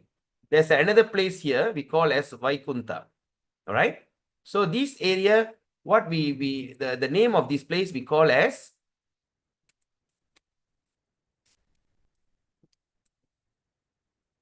let me see.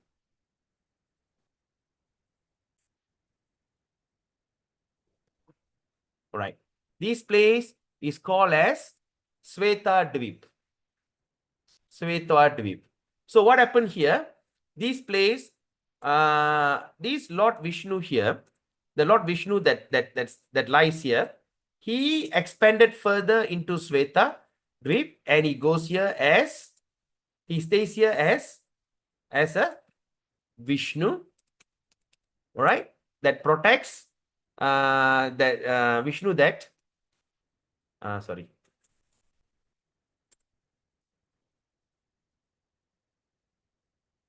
I hope I got the spelling right. Yeah, wrong. Okay. Better change the color. Okay. Here is the place where who lives?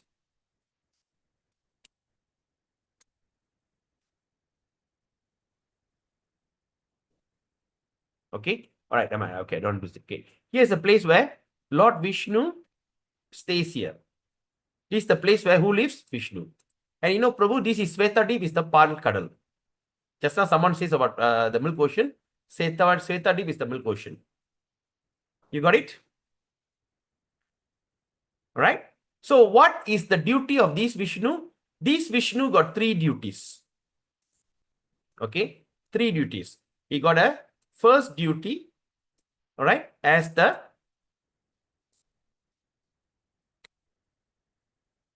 maintainer. Okay. The first duty, that means the Vishnu, Shiva, Brahma. That is the Vishnu. And he has a second duty here. Second duty here as a call.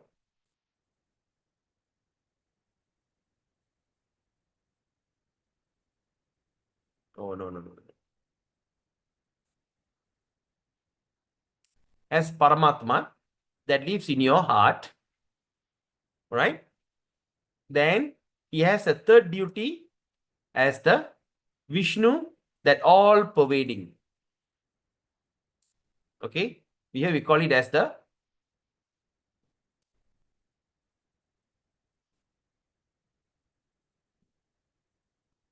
all pervading. So all pervading means what? That Vishnu that enters into every cell, every atom, so that atom starts, even if you take a small atom, you can see some kind of neuron, proton, all those things functioning, right? So this is the Vishnu that does that. And that Vishnu got another name. All right, he got another name. And what is the name of this Vishnu? They call this as Shiro Daksyasi Vishnu. Shiro Dakshasi Vishnu. Okay, this is called as Shiro Dakshai Vishnu. So far, so good. Okay. Now, Yes, Prabhu. where all the avatar? Now you see there's a Dasa avatar. Lord Ram, Narasingha Dev, everybody came. You know, there's a trouble happen. He will come, yuga after yuga to come and create and everything, right? Where do the avatar all come from? Does it come from this original space of what they call spiritual sky? No, it all come from the Sveta Dvip. From here, the localized Vishnu here, we also can call as localized Vishnu. This Vishnu is the one that brings down all the avatar like Ramachandra, all these things on behalf, and they have all the pastimes here. Okay. Now, at the time of annihilation, when midnight happens, for Lord, when the midnight happened, Brahma, what happened?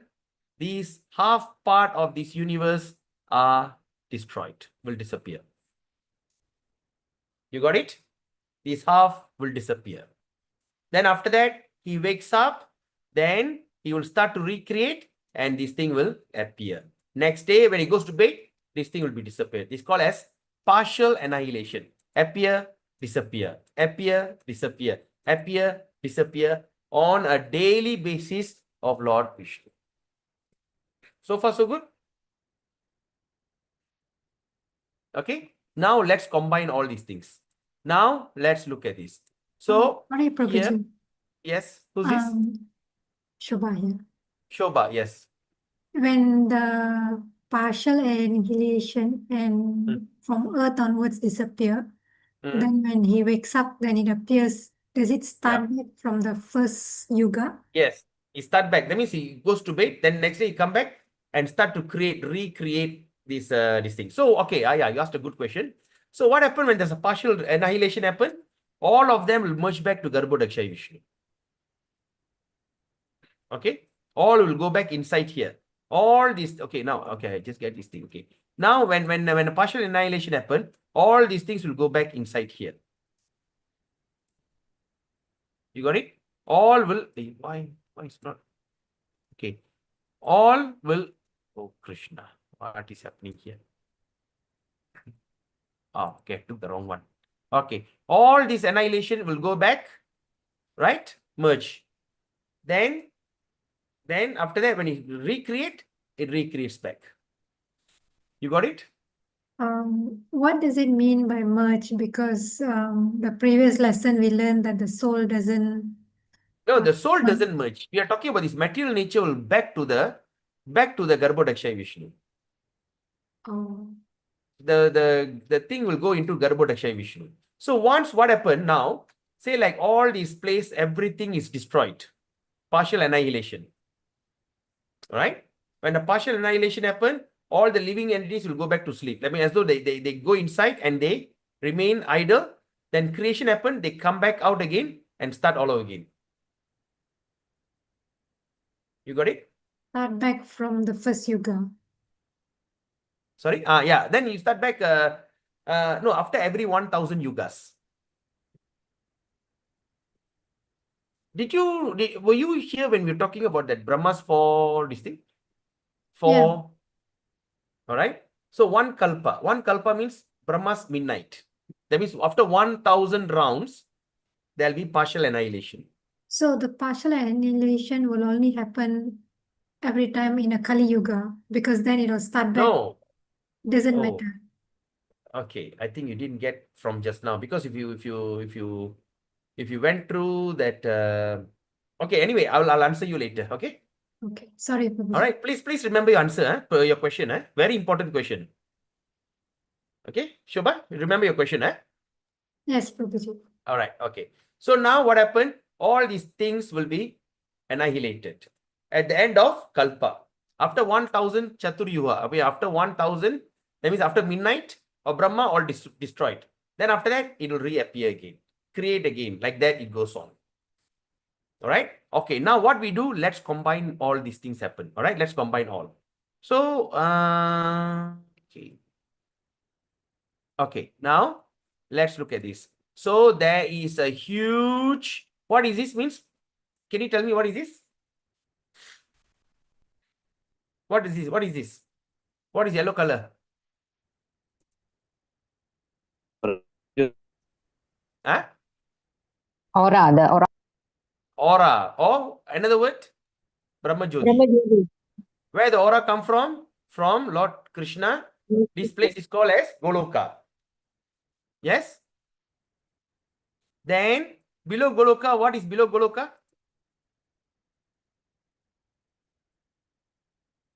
What is below Goloka? Vaikunta. No.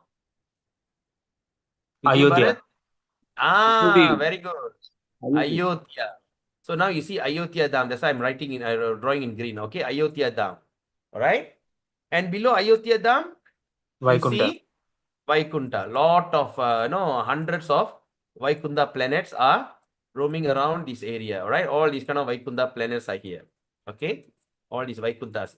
And what do you call this area? Spiritual sky. All right. So below the Vaikunta Loka, what do you see? Ahobilam. Nah. It's a Where river. Huh? The river, right? Raja River. River. Raja River. Gotta be Ahobilam. Viraja River. Okay. The So this Raja is the River. place. See the Viraja River. Okay, there's a river. Okay, the river flows. All right. And below the place, river, there is a place called, what is below the river? After the river, that area is called as, there's a space called as what? Okay, there is a, what they call? Karana Ocean. Garbo. Okay. Garbo. That's fine. Karana Ocean. Where go Oh, Garbo? Karana Ocean. Yeah. Karana Ocean. So there is a Karana Ocean here. Everything within the Karana Ocean. Okay. In this Karana Ocean, what happened? There are tons of, there's hundreds of material planets are created. All right. There's a lot of material world are created. Okay. Material world are created. Okay. Yeah. These material world are created. You got it? So this is all one universe. And in that universe, and all these things happening. So just imagine, okay, now we combine it. Okay, now let's look at this. Just imagine in this material world, all right, there is another thing that says there is a 8 layers here. All right, I'm not going to draw. I'm just going to tell you only.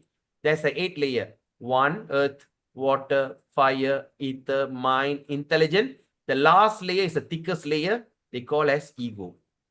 This layer. All right. I'm going to draw here because up I don't have a space. All right. This thing happens at the top. All right. So what happened? Now you understand the final layer is the hardest layer to break. Ahankar. Okay. Never mind. Just draw. Right.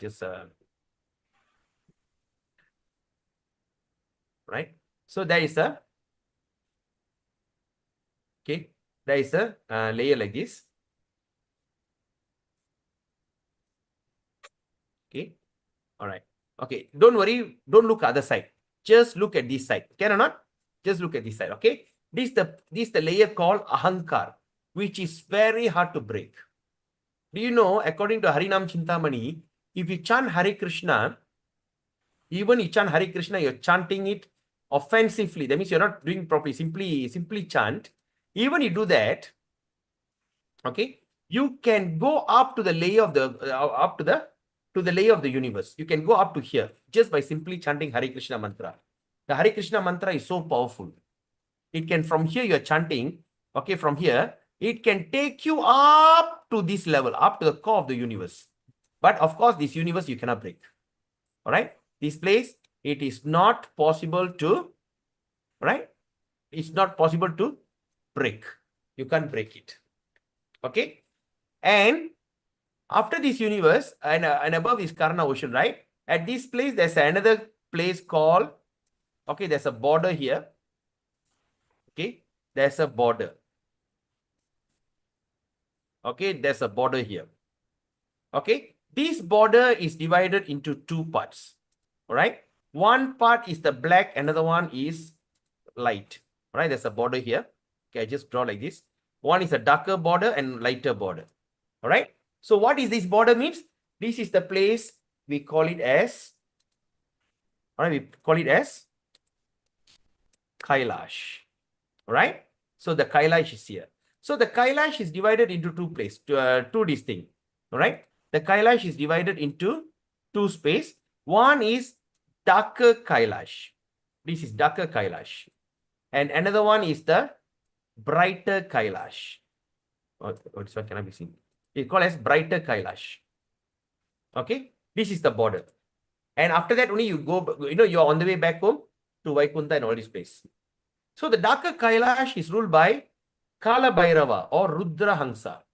Rudra. All right. No, sorry, Sambhu Mahadeva. Okay, now let's look at who is the ruler of this Kailash. Okay, now, okay, let's look at this. Now, you look at this Kshirodaksha Vishnu as a maintainer. There's a Brahma as the creator, maintainer by Vishnu. There's a destroyer. Who's the one who destroys? The one who destroys, his name is Rudra Siva. Okay. And the one who stays in this darker part of Kailash, which is called Sambhu Siva. Sambhu. Right? And he stays with Parvati. Because this place is all called as Devidam Mahishtam. Okay, I don't want to confuse you further. Okay. And the brighter Kailash, who stays here? This is the place, the original Lord Shiva stays here. They're called Sadasiva.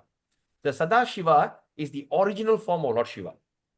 The Sambhu Mahashiva and Rudra Shiva is his expansion. Okay, anyway, I don't go into the detail. I don't want to confuse you further. So now you understand this is the place. All right. So now when you look at this, now let's look at this place, Earth. Can you imagine how insignificant are you staying in this material plane? Okay, how insignificant. Somewhere in the horizon, okay, let me show you. Okay, somewhere in the horizon, somewhere very deep in the terrible, what they call? Dungeon. There's a dungeon. In that dungeon, you are living on this planet called Earth. In that planet Earth, you are living in a place called Malay Peninsula, if you're in Malaysia. In that Malay Peninsula, you are somewhere in Ipoh or whichever place you are. In that Ipoh, you are living in this particular town area. In that particular town, you're living in this. And imagine how minute are we. We are hidden. We are actually thrown into this dungeon of nations. It's a place of darkness. And in this dark place, what happened? If you really think about it, all right? If you really think about it, in this terrible dark place, there is a little thing called the sun. This little sun is the one that illuminating the space, all right, for a limited period of time. It illuminates everywhere for a limited period of time. All right. You see the sunshine only at day, at night all turn into darkness. And here we are thinking that this is the place that we are permanently situated and we are very happily enjoying our distinct life. So here what Krishna says, if we are using our intelligence and everything, we think about him, we could break away from here, pass through, all right, this place called the Kailash, all right, then we pass through, this place is all Karna Kadal, okay, then you pass through, you come to Viraja, you take a bath in Viraja. When you take a bath in Viraja, what happened? You are giving up your body of nations, ignorance, all the things. You take your spiritual form. So either you're going to end up here, or you're going to end up in Ayodhya, or you're going to end up in Goloka. But whichever place you're going to end up after this Viraja river, you go, there's a place we call as Swarupa Siddhi, or your original form as an eternal person. Right? So you all understand? This is how this thing is. So this is not really a good conducive place for a gentleman. All right. This is not a very conducive place. All right. So if you really look at this, such a huge place, and we are here. we are actually thrown into the dungeon. All right, we are dungeon and we are just living like in a bubble. All right. So the Brahmas within the lifespan, we are all. So in this life, we are trying to do this, do that. So that's why we cannot be happy, because we are not living according to our original self. We are living in a fake place, right? So if that means, say like for instance, okay, there's one story about this one person. He went and adopted a child. Have you heard about story when people adopt? You know, they go to India, they see one person, a so poor boy, and they bring to America, they adopt the child, and after go back to America, that fellow become very rich and famous. Then end of the day, what happened? He'll go back to the slum looking for the parents. Have you heard that? Heard that, right? Correct or not? Okay, now I can see Purna Rukmini Mataji and Mangala Rukmini Mataji. So you have heard about it, right? Okay, go. After you get all the benefits, see, like Orang Asli people, you bring it, you take care of your child like your own child, and the fellow grew up and go back to the old place, native place, looking for a space. Where did I come from, right? So like that. So, okay, why I'm telling you this story here? So, we as a human being, we are cannot actually become happy, right? Because we are not living in our original place. We are not actually living in a nice place. We are actually living in a prison. This place is like a prison, and we are in prison, but thinking we are very happy. Yes? Okay. So, I'm Tukkalayam going asaswatam. to Kalayam, yes. So now I'm going to, okay, is there any questions? Sorry, Prabhu. Yes, Mataji. So originally we came from which planet? The origin. Originally, we are spiritual being, but because of some Yeah. conditioning, okay, That's right. we are conditioning, and we were brought into this. We are what they call, it's just like a washing machine, you know. After the thing end, the Pralaya will happen. Pralaya means when Brahma dies, the entire creation will be destroyed. So where was origin then? So the origin is, we are all from a spiritual space. Spiritual space, right? But because of our some errors that we have done, or we are going through a purification. That's why we live in the body of Narayana, Mahavishnu. What they call Karana Dakshai Vishnu. In Garbhoda. So when the time creation happened, when and everything will be coming out again. So like that. Yeah. Okay. Yeah. Okay. Any other questions before I'm going to say? Because now once I off this, I cannot come back to this. I don't know, because last time I can do that, but I don't know why the system is such. Prabhuji, Yes. so the Prahlad story, that's I think the one that I recall, he conquered the whole universe. So is it talking about this one universe? Correct. Yes. Correct. Yes. So when this guy, what his name? What this guy's name? Hiranyakasipu, Ravana, all these people, they are all trying to terrorize this place, to conquer this place called heaven. Okay, heaven is a casino for material world. It's like a Genting Island for material world, place of enjoyment. Just to enjoy this place, they went and go terrorize everything. They just want to go there and have fun. Right? So The story of Prahlad happened on earth, is it? Or is it yes, different? yes. Everything happened here. Thank you, Prabhuji. Okay. Any other question before I end? So we can continue our slides. Oh, it's already 9. Okay, all good, eh? All right. Hare Krishna. All right. Okay. Now let's continue the slide. Okay. Now we have to start the place where Mataji Shobha asked about the story. Now, this is what I mentioned just now. Okay. You remember your question, right? Shobha? Yes, Prabhuji. Okay. So you're saying about what is that? Okay. The half annihilation means when these 4 yugas combine, we call as Chatur Yuga. This Chatur Yuga times by 1000, we call it as Kalpa. Okay.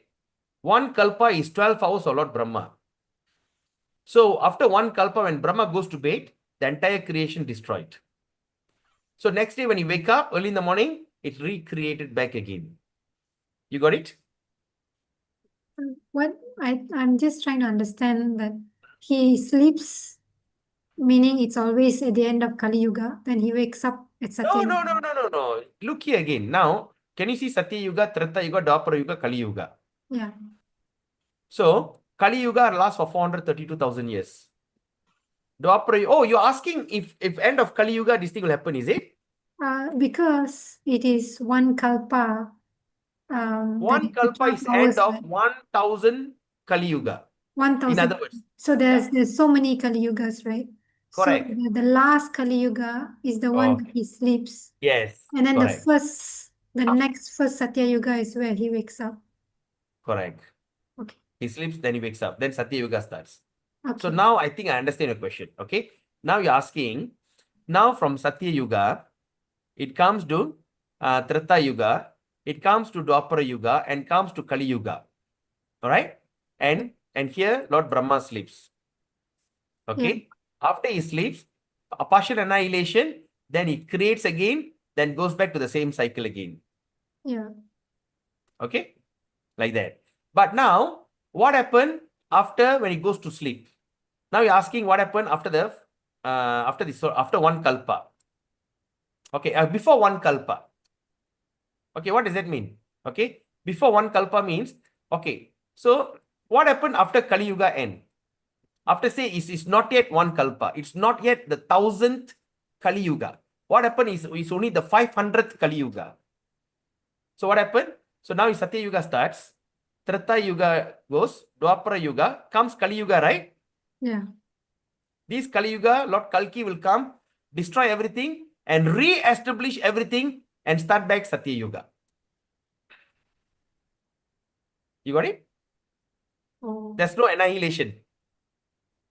He destroys only Earth or Destroys all the crazy people, all the all these all the demons, all these people, and he re-establish the Kali, re-establish. So re-establish means the Earth still exists, just Still, yes, it will still exist. Yes, correct. Everything destroys after 4.2 billion years. Got it? Okay, Prabhuji. Is there anywhere written how many times this cycle has happened? Yes, in chapter 5, mentioned in Canto 2 and Canto 5. Okay. Srimad Bhagavatam. Do you have a Srimad Bhagavatam with you? Yes, Prabhuji. Okay. If you want, you can join my Srimad Bhagavatam class. I'm starting on March. Detailed studies of Srimad Bhagavatam. We're going to discuss all this in detail, absolute detail. Okay. Right? Yeah. But anyway, the class in the morning lah. Okay. So I've answered you, Mataji. Yes, Prabhuji. Thank you so much. Sure. But your voice still sounds doubtful. No, thanks, Prabhuji. It's good. Got it? Okay, right. Okay. So this is what? So merge into Garbhodakshai Vishnu or Narayana. It goes back to Garbhodakshai. Okay? Partial annihilation. Yes, someone say something? Yeah, that's a question. Okay. Although the class start in morning, still you will upload it in YouTube, right? Yeah, definitely. Yeah, thank you. Definitely all will be uploaded to the YouTube. Yes. But please watch the video. All right. Okay, anyway. So now, then that's what Krishna says here. Yes, Rajendran Prabhu. Yes, Rajendran. I can't hear you.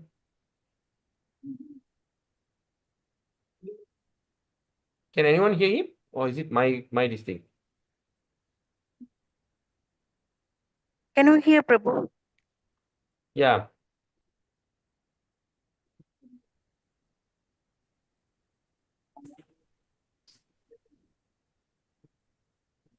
Prabhu, Yeah. so earlier you mentioned about this Vaikunta in material plane. What do you mean Sweta, by that? What do you mean by the material plane, Prabhu? Okay, within this material world, say like for instance, the Agung got a palace in KL, and once to come to Ipoh, there's also a palace in Ipoh. All right. Okay. Yeah, in every creation, right, in this place, there's also there's a Vaikunta even in this material universe. There's a place where Lord Vishnu perform is like office that performs managerial duty, maintaining all pervading, and lives at your heart as Paramatma. So the maintenance work he done from there. When all problem, Lord Brahma all be running to him. Lord Shiva all run. Oh, please help.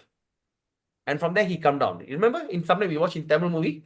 Yeah. Right? The old movies, right? They go, they will say, yes, okay, I'll come down. That is Svetadvip. All right. Okay. So that place will never, okay, another thing I forgot to tell, that place will never destroy during the partial annihilation. Because the place is also eternal. Even a person qualified to go there, he will never return. Who went there? Dhruva Maharaj went there. Hey, no. Yeah, Dhruva Maharaj. All right. Anyway, it's a long story. Okay. All right. Okay. Now, that's why I said that which the Vedantis describe, known as supreme destination. Okay. This is all. Can you see the screen here? All these are Vaikuntha Lokas. And this is the place, half is what Ayodhya Dham. All right. And here is the place where Goloka Vrindavan. In Goloka Vrindavan, it looks like a lotus flower with many, many petals. Every petal got different place. Depends which place you like to go. Even in Goloka, there's a place called Dwaraka, Jagannath Puri, Mathura, all these kind of different pastimes. All right. So all depends, but doesn't matter. You go there, you achieve your success. Then after that, he says, then after that, Krishna says, Sorry, Prabhuji, the previous slide, is it that in the earlier verse, only one person can attain him? So it's referring to the Golok? no, anything above after the Viraja river, any of the spiritual sky, Vaikuntha or Golok. Once you are here at this area, you have achieved perfection. Okay. All right. It's not specifically say go to Goloka. Say like for instance, my Ishtadeva is Krishna, Vrajananda Krishna. All right. So I like to go to the place called Goloka. Like some people says I'm a devotee of Lord Ramachandra. Right? Like Hanuman. When Krishna came in the form of Hanuman, when Krishna came when Krishna appeared in front of Hanuman, Hanuman just said, "Who are you?" "I'm Hanuman. I'm Ram." No, you're not my Ram. He cannot recognize. Right? The same thing happened Gopa Kumar. Gopa Kumar is Krishna's childhood playmate, friend. He went to Vaikuntha, he saw that Vishnu standing there with all the opulence, people are doing worship. Govindam, Adi Purusham. Then he's looking. He said, "Hey, you, come, let's go and play." Everybody got a shock. What? I said, "You are the Krishna, right? Come, go play ball. Why are you standing here? Come." And people start, no, I think you're in the wrong place. Go back. You are in the wrong place. So all depends on particular mood. Okay. Now, Vedesu yaknesu tapasu chaiva, danesu yat punya palang pradishtam, atyeti tat sarvang idang viditva, yogi parang sthanam upaiti chadyam. A person who accepts the part of devotional service, not bereft of the result. Okay, now this is very important. A person who have accepted the path of devotional service is not bereft of the result of derived from the studying the Vedas, performing sacrifice, undergoing austerities, giving charity, or pursuing philosophical and fruitive activities. Like just now, I think yesterday we discussed what happened from Karma Yoga study, jump to Bhakti Yoga. In between got many paths. Don't worry, consider you have already achieved it. That's what is mentioned here. A person who accepts the path of devotion, that means the final bhakti, he is not bereft, means it's not necessary he didn't achieve. He have actually achieved the result of derived by studying the Vedas. Yeah, means Bhakti Yoga is Buddhi Yoga. Your intelligence will come. You consider you perform sacrifice. You're chanting Hare Krishna as a sacrifice. Undergoing austerity, like fasting on Ekadasi, all right, is austerity. Giving charity, like distributing, getting a book and Bhagavad Gita, distributing books, doing food for life, is called charity. Or pursuing philosophical and fruitive activity.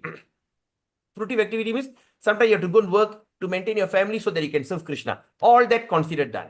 Simply, Krishna says, simply by performing devotional service, he attains all these. He attained all these. At the end, he reaches the supreme eternal abode. He will come to the supreme eternal abode, which he will never return. All right? So, all right. So, with that, I think, okay, we have, all right. So, okay, this story. All right. So, I'll end with a short story here. The story of Ajamila, who the person who have achieved a near-death experience. He born in a very good family, Brahmana boy. Once he went to the forest and want to pluck some flower for worship. He saw one low-born man with a prostitute hugging and having sex.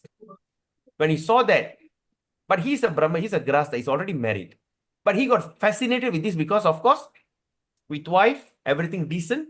With the prostitute, everything indecent. When he start to see all these kind of nasty things, his mind became captivated. He fell off from this path and he started to become a miser. So he went to the town, he gave up his wife, his family, everything. He wanted to cheat everybody. He did all kind of sin, just name it. All type of sin he have done, just to maintain a prostitute. He lived with a prostitute, he married the prostitute, stayed with her. Until one day, he became so old, at a very old age, when Ajamila, all right, at the age of 80 something, he had a 5-year-old boy. No, imagine that kind of lusty man. At that kind of 5-year-old boy, he made a biggest, he did a right thing by naming the child Narayana. And this is Vishnu Duttas. You see this form, all these ugly form, they are the Vishnu Duttas. Yamaduttas. These are the Yamaduttas. You see the beautiful form? These are the Vishnu Duttas. So the Yamaduttas came to pluck the soul out and take him to hell. See, this is how they pluck the soul out. Put the nose around the neck and pull out.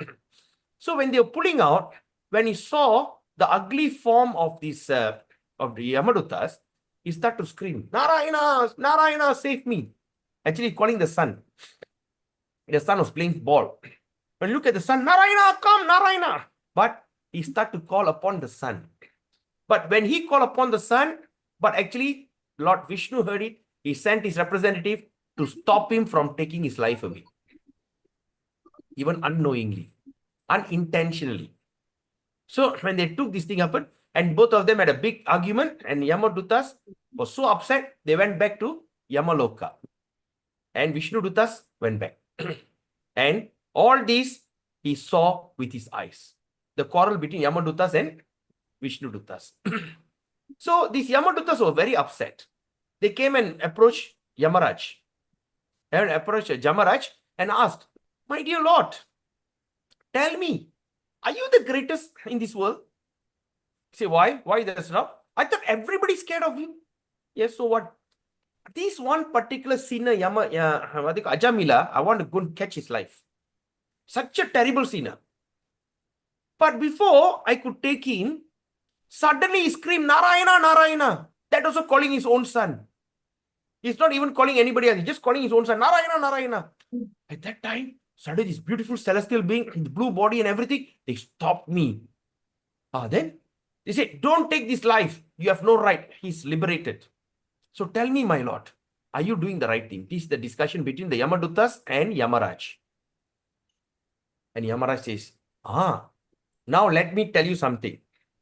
Do not approach a house or do not approach a person who has a kanti mala on his neck. You know the mala that we are wearing? You know, like all this tulsi mala, right? Kanti mala. Those who are having a kanti mala, those who chant the Hare Krishna, the holy name, Hare Krishna mantra, those who worship tulsi, who keeps a tulsi in the house. Then what is the next one? There's the 4 things. The one who wears a kanti mala, the one who worships tulsi,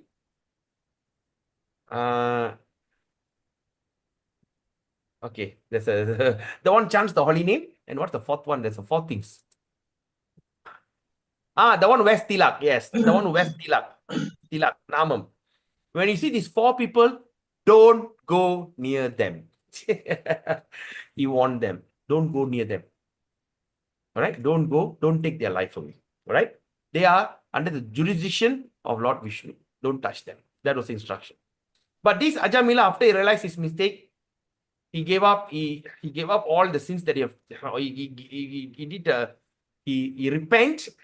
He went back and started to worship.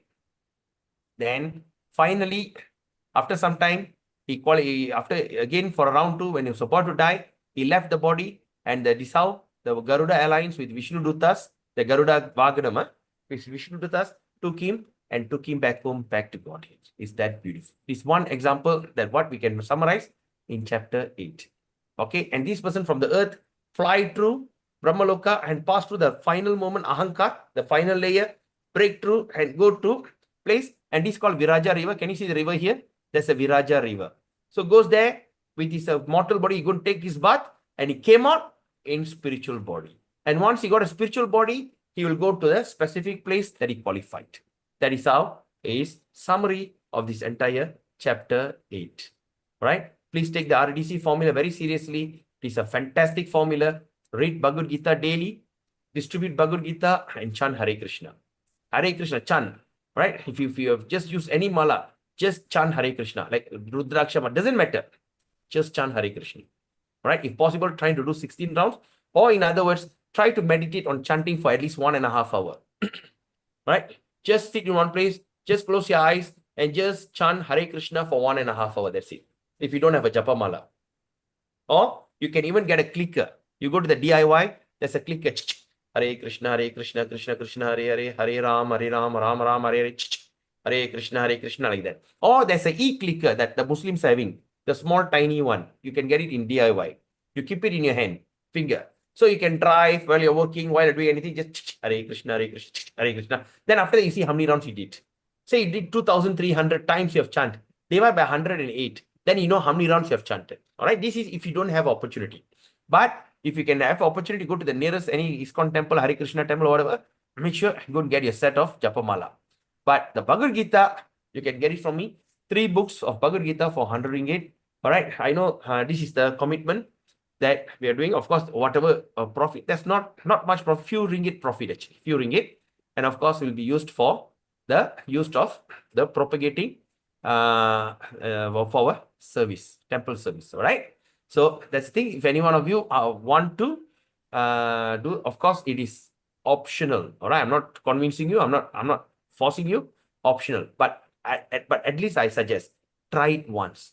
Just feel how it feels to go and distribute Bhagavad Gita. Unbelievable feeling, because that you'll study in chapter 18. What is the advantage when people are speaking about Bhagavad Gita to others, right? So with that, we end the session here. Thank you. Now we open for a question. Any questions? Any comment? Rajendran Prabhu, can you like on your camera or still struggling? How do you find today's session? Was it good? Wow, I'm getting ready.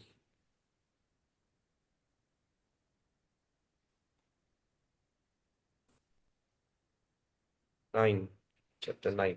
And tomorrow is going to be the most interesting topic, the most confidential topic, the most confidential knowledge, Rajaguhya, Rajavidya. Right? That's going to be the lecture, right? So that's going to be the topic for tomorrow, Sunday.